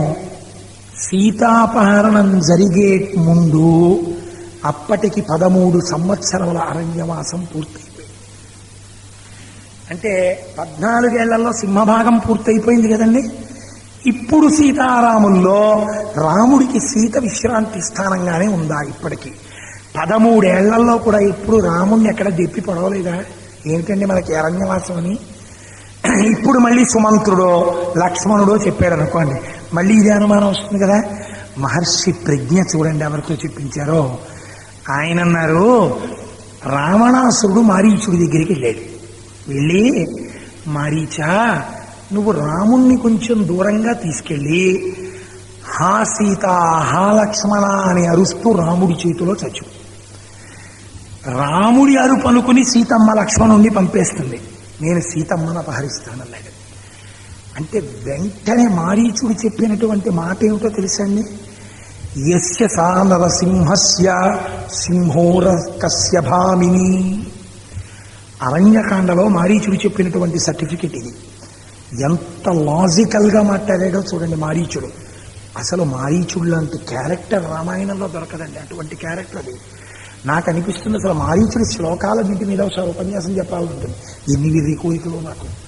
అందుకని యస్య సా నరసింహస్య సింహోరర్కస్య భామిని ప్రాణేభ్యోపి ప్రియతరా భార్యా పతిమనువ్రత.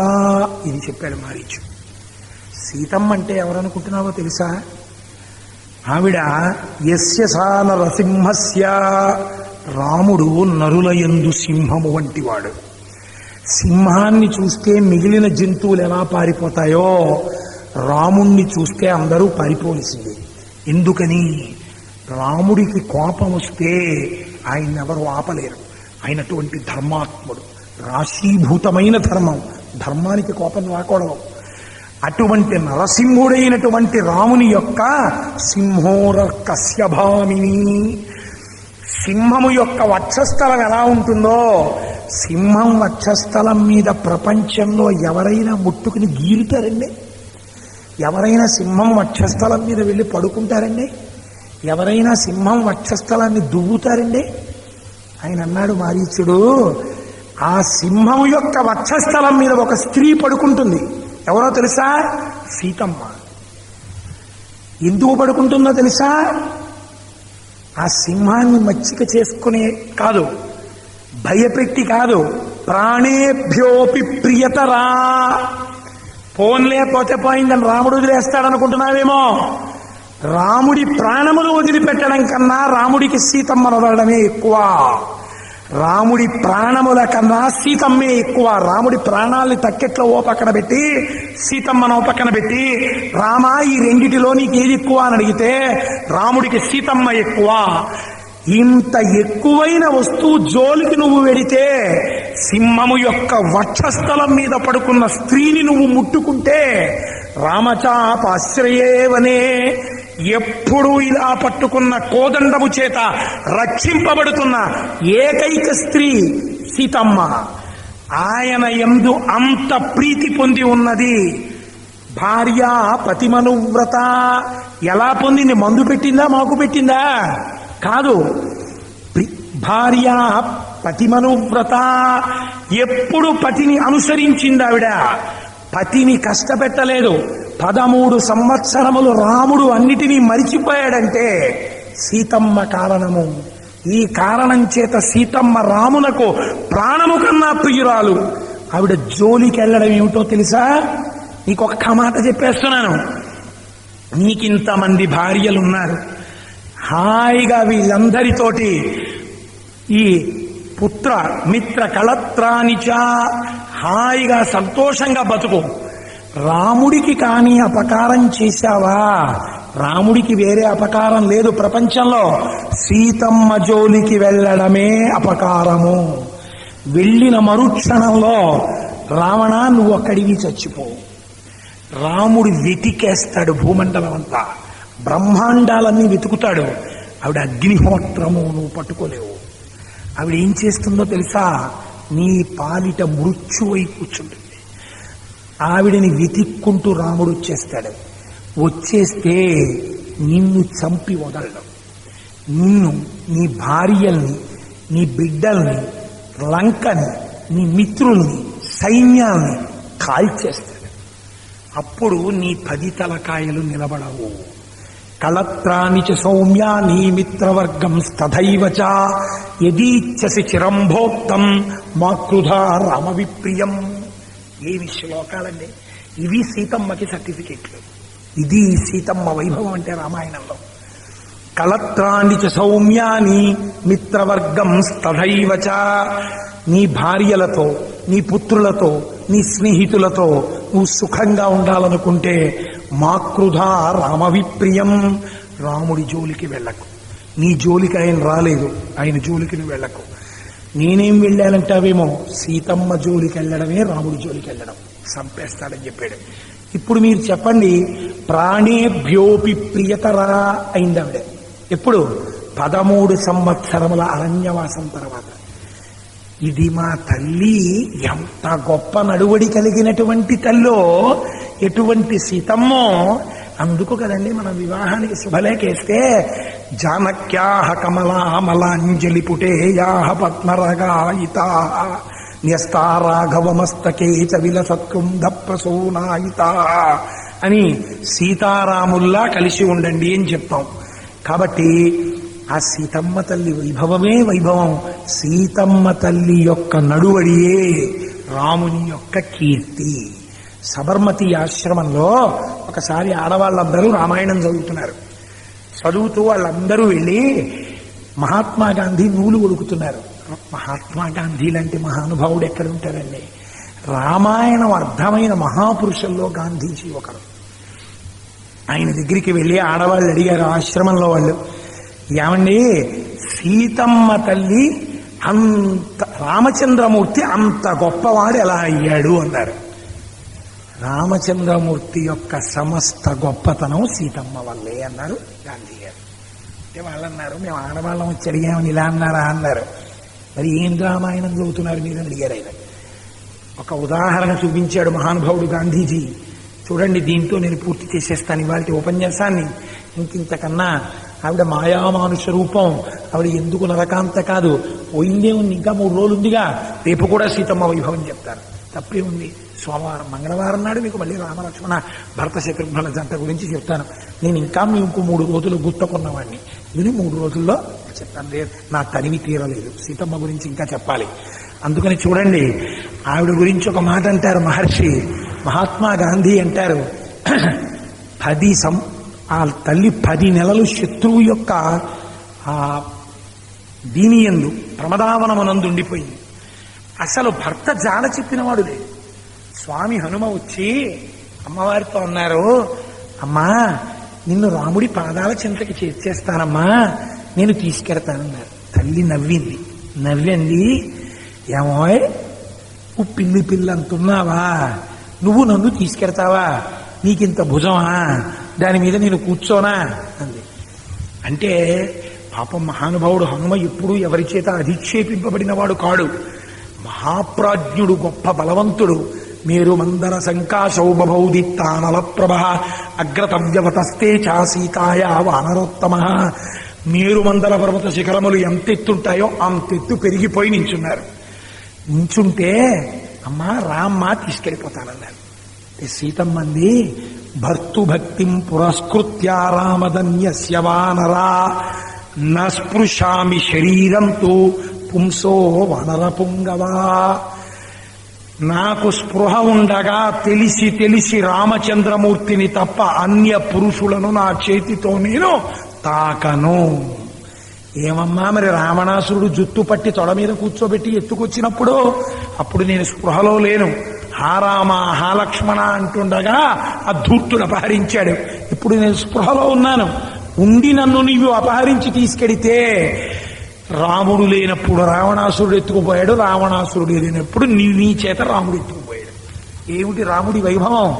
నా వలన రాముడికి కళంకం రాకూడదు, రాముడే రావాలి, రావణుణ్ణి చంపాలి, నన్ను తీసుకెళ్ళాలి, నా స్వామికి కీర్తి కలగాలి.